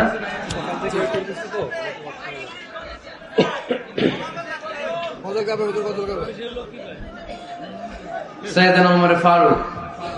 আমরা সাহাবীদের জীবন চরিত পড়তে চাই না? কত যে অনুপ্রেরণামূলক দৃষ্টান্ত সাইয়েদনা ওমর ফারুক আমাদের জন্য রেখে গিয়েছে। ওমর ফারুক যখন খলিফা, দিনের বেলায় যদি রাষ্ট্রে কোনো নিয়ম জারি করতেন, দিনের বেলায় জনগণকে কোনো বিষয়ে যদি নিষেধ করতেন, রাত্রে বেলায় খাওয়ার সময় ফ্যামিলি মেম্বারদের সবাইকে বলতেন, এই দিনের বেলা আমি জনগণকে এই কাজ করতে নিষেধ করেছি, তোমরা আমার ফ্যামিলি মেম্বার, খবরদার তোমরা এই কাজ করো না। জনগণ করলে যতটুকু শাস্তি, তোরা করলে পাবি ডবল শাস্তি। সুবহানাল্লাহ কইবেন না? আমাদের নেতারা ওই বাড়ির বিচার করে, ওই বাড়ির মাইয়ার বিচার, ওই বাড়ির পোলার বিচার। নিজের পোলা গাঞ্জা টানে আসরা নাই, নিজের মেয়ে অপরাধ করে আসরা নাই। কি নেতা ছিলেন ওমর ফারুক? আগে নিজের ঘর সামলিয়েছেন, আগে নিজেকে সামলিয়েছেন, নিজের ঘর ঠিক করেছেন। বলেছেন জনগণ করলে যত ব্যাড, তোরা করলে double bad. This is called leader, ঠিক কিনা? এক বাবা এসে বললেন, ওমর ফারুক আমার ছেলে কথা শোনেন, বেয়াদব। ওমর ফারুক ছেলেরা ডাকলেন, বাবা তুমি তোমার আব্বাজানের কথা শোনো না, এটা তো কবিরা গুনাহ। ছেলে বলে, ওমর ফারুক সব দায়িত্ব আল্লাহ ছেলে মেয়েদেরকে দিয়েছে, বাবা মাকে কোনো দায়িত্ব দেয়নি। ওমর ফারুক বললেন, অবশ্যই দায়িত্ব দিয়েছে। তাহলে বলেন আমার বাবার দায়িত্ব কি? উনি বললেন, প্রাইমারিলি প্রথমত 3 দায়িত্ব। আইয়ানতাকিয়া উম্মা, পৃথিবীর প্রতিটি বাবার উচিত ছেলেদের মেয়েদের জন্য ভালো মায়ের ব্যবস্থা করা। 2 নম্বরে আইয়াহসিনা ইসমা, সুন্দর তার একটা নাম রেখে দেয়। 3 নাম্বার ইউআল্লিমাহুল কিতাব, তার আল্লাহর কিতাব শিক্ষা দাও। এবার ছেলেকে আমার আব্বা 3টার একটাও করে নাই। এবার ওমরে ফারুক রেগে গেলেন, বাবার কাঁধে ধরলেন, বললেন তুই ছেলের জন্য বিচার নিয়ে আসলি, তোর 3টা দায়িত্বের একটাও তুই পালন করিস নাই। ছেলে বলে আমিরুল মুমিনিন, আমার মা নর্তকী, আমার মা মাজুসি, আমার মায়ের মধ্যে কোনো আদব কাদব নাই, সুন্দরী দেখে আমার মা রে বাবা বিয়ে করছে, আমার মায়ের কাছ থেকে জীবনে কিছু শিখি নাই। 2 নাম্বার সাম্মানি খানফাসা, আমার বাবা আমার নাম রেখেছে চামচিকা। কি নাম রাখছে? এটা নাম হইলো একটা, এরকম উল্টা পাল্টা নাম আছে না? নাই না, এগুলো রাখবেন না। আব্দুল্লাহ রাখবেন, আব্দুর রহমান রাখবেন, আর একটা কি বলছি আজকে, হুযায়ফা রেখে দিন, পারবেন? ওয়ালাম ইউআল্লিমনি হারফাম মিন কিতাবিল্লাহ আমিরুল মুমিনিন, শুধু তাই না, আল্লাহর কোরআনের একটা অক্ষর আমার বাবা কোনোদিন আমারে শিক্ষা দেয় না। ওমর ফারুক রেগে গেলেন, এবার বাপের কান্দে ধইরা মারতে শুরু করলেন। তুই ফুলার নামে বিচার নিয়ে এসেছিস, তোরে বাইট দিব আগে। এরকম নেতার দরকার আছে না নাই? মদিনায় এক লোক তার বউরে রাগের চোটে 100 তালাক দিয়ে ফেলছে। কয় তালাক দেয়ার নিয়ম? কয়টা দিছে? কয়টা? এবার স্ত্রী কাঁদতে কাঁদতে এসে বলে আমিরুল মুমিনিন দেখেন, আমার স্বামী আমারে রেগে মেগে 100 তালাক দিছে। ওমর ফারুক বললেন দইরা নিয়ে এটা নিয়ে আসা হলো। ওমর ফারুক বললেন কয়টা তালাক দিয়েছ? কয় 100টা। কেন দিছ? কয় মাথা গরম আছিল। এরকম আছে না? তালাক দেওয়ার সময় সব তালাক, তুই তালাক, তোর মা তালাক, তোর বোন তালাক, সব তালাক। তালাক দিবে ওয়াইফ রে, দিতেছে সবাই রে। তোমার ফারুক বললেন দিবে 3টা, 100টা দিলা কেন? কয় মেজাজ গরম ছিল। কয় দাঁড়া, আত-তালাকু মিন শাআইরিল্লাহ, তালাক হচ্ছে আল্লাহর দেয়া বিধানের একটা নিদর্শন, এটা নিয়ে তুই খামখেয়ালি করলি। আমার রায় শোন, আমার রায় হচ্ছে 3 তালাকে তোর বউ তালাক, বাকি 97 তালাক তোর পিঠের উপরে পড়বে। এরকম বিচারের দরকার আছে না নাই? এরকম দৃষ্টান্তমূলক বিচার যদি বাংলার জমিনে দেয়া হতো, আর কোন নারী ধর্ষিতা হতো, আর কোন নারীকে অ্যাসিড মারা হতো, আর কোন নারী যৌতুকের জন্য কান্না করতো? একটা আমল লাগবে, বেশি না। কয়টা লাগবে? তিনি গভর্নর সিস্টেম চালু করেছিলেন, governor system, Islamic state. Bahrain, ইয়ামান, মিসর, কুফা, বসরা, মক্কা, মদিনা, এই 7 জায়গায় 7 জন গভর্নর পাঠিয়েছেন। তাদের থেকে তথ্য নিতেন। এই গভর্নর সিস্টেম উনি বানিয়েছেন। সাইয়েদনা আমর ইবনে আল-আস রাদিয়াল্লাহু তাআলা আনহুকে পাঠিয়েছেন মিশরে। মিশরে একটা দৌড় প্রতিযোগিতা হতো। ওই দৌড় প্রতিযোগিতায় আমর ইবনে আল-আস রাদিয়াল্লাহু তাআলা আনহুর ছেলে অংশগ্রহণ করেছে, কিন্তু এক মিশরি ওই দৌড় প্রতিযোগিতায় চ্যাম্পিয়ন হয়ে গেছে। রানার্স আপ হয়েছে আমর ইবনে আল-আসের ছেলে। এবার মিশরি ফার্স্ট আর গভর্নরের ছেলে সেকেন্ড। রাগের চোটে আমর ইবনে আল-আসের ছেলে ওই মিশরির মাথার মধ্যে কয়েকটা বাড়ি মেরেছে। মিশরি বলে আমার মাল্লা কেন? তুমি খেলায় পারো না, আমারে মাল্লা কেন? কয় আনা ইবনুল আকরামিন, আমি গভর্নরের পোলা, আমি যা বলবো এটাই হবে, আমার উপরে কথা নাই। মিশরি ওইখানে আর ঝগড়া বাঁধায় নাই, মনে দুঃখ নিয়ে মদিনায় চলে আসলেন। এসে বললেন আমিরুল মুমিনিন, আপনি আমর ইবনুল আস রাদিয়াল্লাহু তাআলা আনহুকে মিশরের গভর্নর বানিয়ে পাঠিয়েছেন। একটা প্রতিযোগিতায় আমি চ্যাম্পিয়ন হয়েছি, ওনার ছেলে হয়েছে রানার আপ। কেন সে চ্যাম্পিয়ন হতে পারে নাই? এই কারণে আমার মাথায় লাঠি দিয়ে 3টা বাড়ি মেরেছে। বিচারটা দিছে কার দরবারে? কথা বুঝেন নাই বোধহয়? ওমর ফারুকের দরবার। ওমর ফারুক বললেন তাই, আগামী বছরের অমুক তারিখ আমি সব গভর্নরদেরকে ডেকে হিসাব নেই, তো ওই দিন তুই থাকবি, পারবি না? বিষ্ণু বলে পারবো, মানে অবশ্যই পারবো। ওই দিন 7 রাজ্য থেকে 7 গভর্নর হাজির, গভর্নরদের ছেলেরাও হাজির, মিশরীয় হাজির। 7 গভর্নরের কাছ থেকে 7 এলাকার খোঁজ খবর নেওয়ার পরে ওমরে ফারুক বললেন আইনাল মিসরি, মিশরি লোকটা কই, এদিকে আয়। মিশরি সামনে আসার পরে বলল আমর ইবনুল আস, তুমি মিশরের গভর্নর, তোমার ছেলে সহ তুমি আসো। আমর ইবনুল আস এসে সামনে বসে রইলেন। এবার বললেন আমর ইবনুল আসের ছেলে, তুমি নাকি ইবনুল আকরামিন গভর্নরের ছেলে, তুমি যা বলবা মিশরে নাকি তাই হবে, তোমার নাকি অনেক দাপট। নিজে একটা লাঠি এনে মিশরের হাতে দিয়ে বললো, এবার তোর মাথায় যতটা মারছে তুই ততটা গুনে গুনে মার। আমি দেখবো, আমর ইবনুল আস দেখবে, আমর ইবনুল আসের ছেলেরে তুই এখানে মার। সে বলতেছে থাক, আপনি বলছেন এতেই যথেষ্ট, মারা লাগবে না, আমি মাফ করে দিলাম। ওমরে ফারুক বলল, খবরদার, মার মার ওর মাথার মধ্যে। মিশরি ওমরে ফারুকের ধমক শুনে ভয়ে ভয়ে 3টা বাড়ি মারল। এই বাড়ি মারা দেখেও ওমরে ফারুকের হৃদয় ঠান্ডা হয় নাই। লজ্জায় আমর ইবনুল আস, বয়স হয়ে গিয়েছে সাহাবা, মাথা তখন টাক, মাথায় চুল নাই, লজ্জায় মাথাটা হেট হয়ে মাথাটা নিচু করে রেখেছে। এবার রাগের চোটে ওমরে ফারুক বললেন, এবার আমর ইবনুল আসের টাক মাথার মধ্যে একটা মার। মার!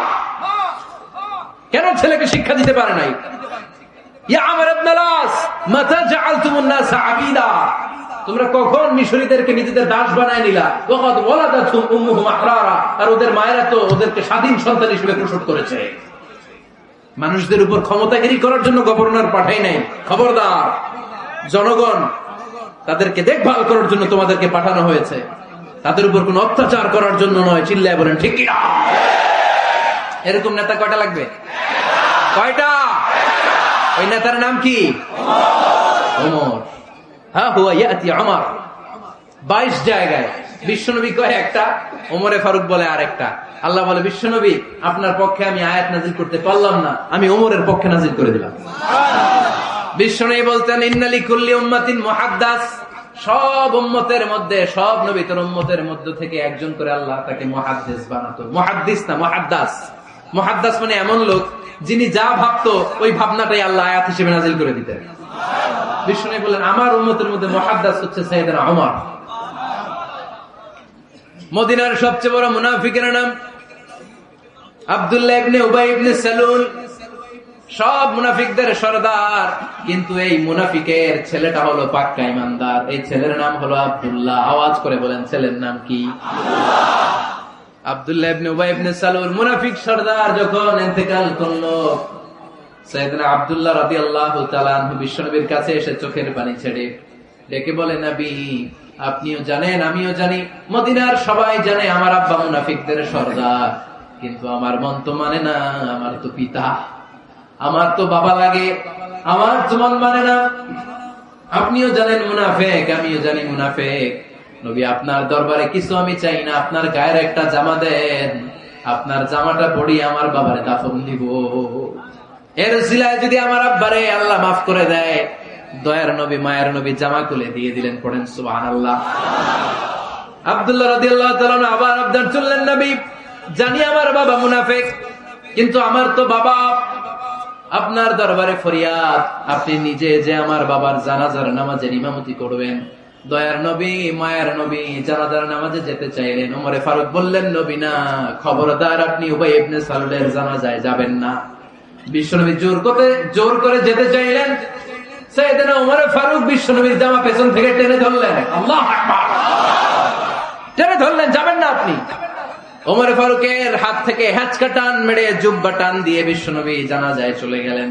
রব্বুল আলামিন আয়াত নাজিল করলেন, ইস্তাগফির লাহুম আও লা তাস্তাগফির লাহুম ওয়া ইন তাস্তাগফির লাহুম ৭০ মাররাতান ফালান ইয়াগফিরাল্লাহু লাহুম। নবী গো, একবার নয়, দুইবার নয়, ৭০ বারও যদি এই মুনাফিকের জন্য আপনি ক্ষমা চান, তার জন্য ক্ষমা নাই, তার জন্য আছে জাহান্নাম।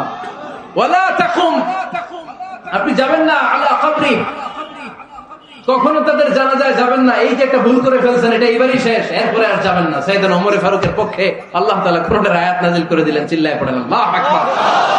এভাবে 22টা জায়গায় ওমর ফারুক যা বলেছে, এটা নিয়ে একটা আলাদা আলোচনা হইতে হবে, আলাদা একটা আলোচনা লাগবে যে 22টা আয়াতে আল্লাহ তাআলা বিশ্বনবীর পক্ষে কোরআনের আয়াত নাযিল না করে সাইয়েদনা ওমর ফারুকের পক্ষে আয়াত নাযিল করেছেন। চিল্লায় পড়েন সুবহানাল্লাহ। ওই ওমর ফারুককে আমাদের মডেল বানানোর দরকার আছে না নাই? ওই ওমর ফারুকের জীবনী আমাদের ছেলে মেয়েদেরকে পড়ানোর দরকার আছে না নাই? আমাদের ভবিষ্যৎ প্রজন্ম এগুলো জানে না। ওরা সালমান খান দেখে বড় হয়, ওরা শাহরুখ খান দেখে বড় হয়, ওরা ঋত্বিক রোশনকে দেখে বড় হয়। ওরা মনে করে যে এরাই বড় সুপার হিরো। আমাদের যে কত বড় সুপার হিরো আছে এরা জানেই না। নতুন প্রজন্মের কর্ণকহরে সাইয়েদনা ওমর ফারুকের ইতিহাস পৌঁছে দেওয়ার দরকার আছে না নাই? ওমর ফারুকের ইন্তেকালের ঘটনাটা বলেই আমরা মোনাজাতের দিকে যাব। শুনবেন? শুনতে চান? উনি স্বপ্নে দেখলেন একটা লাল মোরগ ওনাকে 3টা ঠোকর মেরেছে। কয়টা? উনি জুমার নামাজে, জিলহজ মাসের শেষ সপ্তাহে জুমার নামাজে বললেন যে একটা লাল মোরগ 3টা ঠোকর মেরেছে। মুগীরা ইবনে শুবা রাদিয়াল্লাহু তাআলা আনহুর দাস আবু লুলু আল মাজুসি, এই লোকটা খঞ্জর বানাতে পারত। মুগীরা রাদিয়াল্লাহু তাআলা আনহুর দাস। মুগীরা প্রতিদিন 4 দিরহাম করে চার্জ করত, যেহেতু দাস। সে এসে বিচার দিল, আমিরুল মুমিনিন, মুগীরা আমার থেকে বেশি টাকা চায়, জুলুম করে। ওমর ফারুক বললেন, তাই? তুমি কি কাজ জানো? বলে, আমি খঞ্জর বানাতে জানি। বাড়ি কই? পারস্য।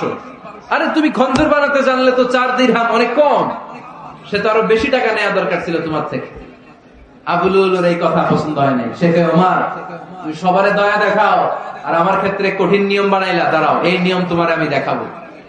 এই রাগে সে বাড়িতে যে একটা খঞ্জর বানালো। কি বানালো? খঞ্জর চেনেন? ছোট্ট ছুরি।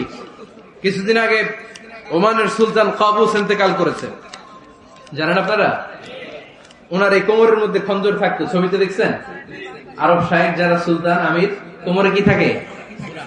ছোরা থাকে, খঞ্জর। সে বাসায় যে একটা খঞ্জর বানালো, যেই খঞ্জরের 2 মাথা, লাহু রাসান ওয়া মাকবাদাতুহু ফি ওয়াসাতি, আর ধরার হ্যান্ডেলটা মাঝখানে, এদিকেও ছুরি এদিকেও ছুরি, যাতে এইভাবে মারা যায়। সে ধার দিতে লাগলো আর বলল, ওমর দাঁড়াও, তোমার আমি দেখাবো। ওমর ফারুক মসজিদে নববীর ইমাম, ফজরের নামাজের সময় এ আবু লুলু আল মাজুসি বুরনুস পরে, চাদর পরে, লুকিয়ে লুকিয়ে, সে অগ্নি উপাসক, মুমিন নয়, ওমর ফারুককে অ্যাটাক করার জন্য গেলেন মসজিদে নববীতে। ওয়াকানু ইউসাল্লুনা বিগালাস, তখন ওনারা অন্ধকারে নামাজ পড়ত। নামাজের সময় যখন হলো, লুকিয়ে লুকিয়ে প্রথম কাতারে ওমর ফারুকের পিছনে মুয়াজ্জিনের পাশেই দাঁড়ালো, হাতে খঞ্জর। ইকামত হলো, ওমর ফারুক সালাত শুরু করলেন, ফজরের সালাত, আল্লাহু আকবার। নামাজ শুরু করলেন, সূরা ফাতিহা বললেন। আরেকটা সূরা যখন পড়তে যাবেন, in the mean time Abu Lulu এই খঞ্জর নিয়ে ওমর ফারুকের বুকের মধ্যে 3টা স্টেবিং করলেন। একটা মারলেন নাভির নিচে, মারার সাথে সাথে পাকস্থলী কেটে গেল। আরেকটা মারলেন পাজরে, পাজর ছিঁড়ে গেল। 3টা মারার পরে ওমর ফারুক বললেন, কাতালানি আল কালব, এক কুকুর আমাকে মেরে ফেলেছে। পেছন থেকে এক সাহাবীকে টান মেরে সামনের দিকে নিয়ে গেলেন, তুমি নামাজের ইমামতি করো। আর ওমর ফারুককে বাকিরা ধরাধরি করে পেছনে নিতে আরম্ভ করলেন। আর এই আত্মাই আক্রমণ যে করেছে, সে কাতারের মাঝখান দিয়ে যেতে আরম্ভ করলো আর 2 দিকে ছুরি মারতে আরম্ভ করলো। 13 জন সাহাবীর গায়ে ছুরি মেরেছে, 7 জন সাহাবা স্পট ডেথ, জায়গায় মৃত্যু। এই ভয়ঙ্কর অবস্থা দেখে এক সাহাবী বুরনুস, এক ধরনের জুব্বা আছে মাথাওয়ালা, অনেকে জ্যাকেট পরছেন না এরকম মাথাওয়ালা, লম্বা জুব্বা আছে, আরবরা শীতে পড়ে মাথাওয়ালা। এই মাথাওয়ালা জুব্বা বের করে এক সাহাবী জালের মতো তার দিকে উড়ায় মারল। ওই বুরনুসের মধ্যে পেঁচিয়ে আবু লুলু মাটিতে পড়ে গেল আর সুইসাইড করে ফেললো, নিজের বুকে নিজে মেরে আত্মহত্যা। যে সাহাবীকে ইমামতির জন্য দাঁড় করালেন, উনি ছোট্ট সূরা দিয়ে, প্রথম রাকাতে সূরা আল কাউসার, দ্বিতীয় রাকাতে সূরাতুল ইখলাস দিয়ে নামাজ শেষ। ওমর ফারুক বেহুশ। ওমর ফারুক কি? বেহুশ। সবাই কান্নাকাটি করতেছে, সবাই দেখতে গেলেন, এখন হুঁশ ফিরে না। মুখের মধ্যে, মুখ খুলে রাষ্ট্রের চিকিৎসক মুখের মধ্যে দুধ দিলেন, ওই নাভি দিয়ে দুধ বের হয়ে যায়, পাকস্থলী কেটে ওখান দিয়ে দুধ বের হয়ে যাচ্ছে। তারা বললো, ওনারে বাঁচানো সম্ভব না, দেখেন হুঁশ ফিরে কিনা। হুঁশ ফিরলে ওনার পরে কে আমির হবে, উনি যেন প্যানেল ঠিক করে দিয়ে যায়। সবাই তাকিয়েছে ওমর ফারুকের চোখের দিকে। আল্লাহর মেহেরবানিতে ঘন্টা খানিক পরে উনি চোখ খুললেন। চোখ খোলার পরেই বলেন নাই, ও মা আমি মরে যাই। চোখ খোলার পরে উনি বলেন নাই, কে মারলো আমারে। চোখ খোলার পরে উনি বলেন নাই, আমার পরে নেতা কে হবে।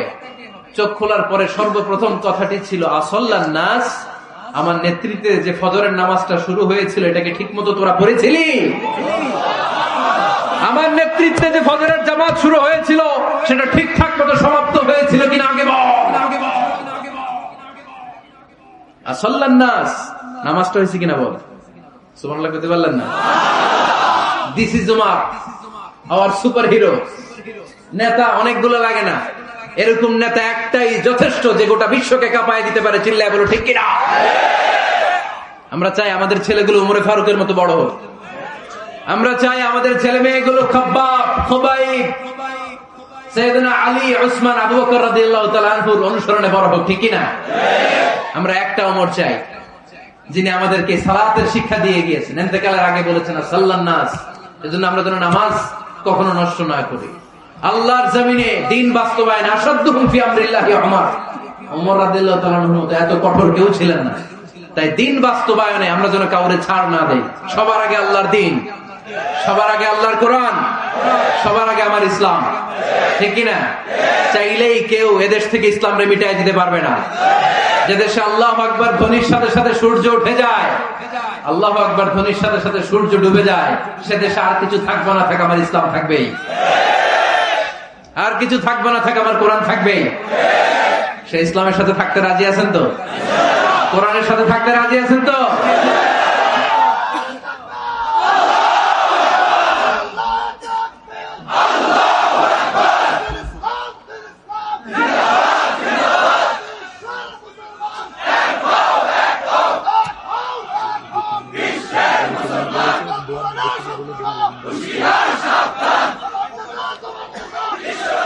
আল্লাহ আমাদের সবাইকে কবুল আর মঞ্জুর করে নেই। আমরা পড়ি আমিন।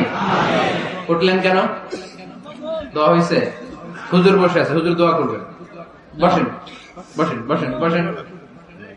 কয়েকজন ভাই কালিমা পড়ে মুসলমান হতে চায় মোহতামিম সাহেবের হাতে, মোহতামিম সাহেবের হাতে ওনার মাদ্রাসায় আগামীকাল তারা কালিমা পড়বে। আমরা তাদের জন্য দোয়া করি। আল্লাহ তাআলা আমার ভাইদেরকে ইসলামের জন্য কবুল করে নেয়। আমরা যা শুনলাম আমরা যেন আমল করতে পারি। আল্লাহ তুমি তৌফিক দাও। আল্লাহ আমাদের মধ্যে ভ্রাতৃত্ব ভালোবাসা তুমি বাড়িয়ে দাও। আল্লাহ আমরা এই ফরিদপুরের ময়দানে এই রজনীতে যেমনি একসাথে বসতে পারলাম, তোমার জান্নাতের জন্য একসাথে বসতে পারি, তুমি তৌফিক দান করো। Download from alqurans.com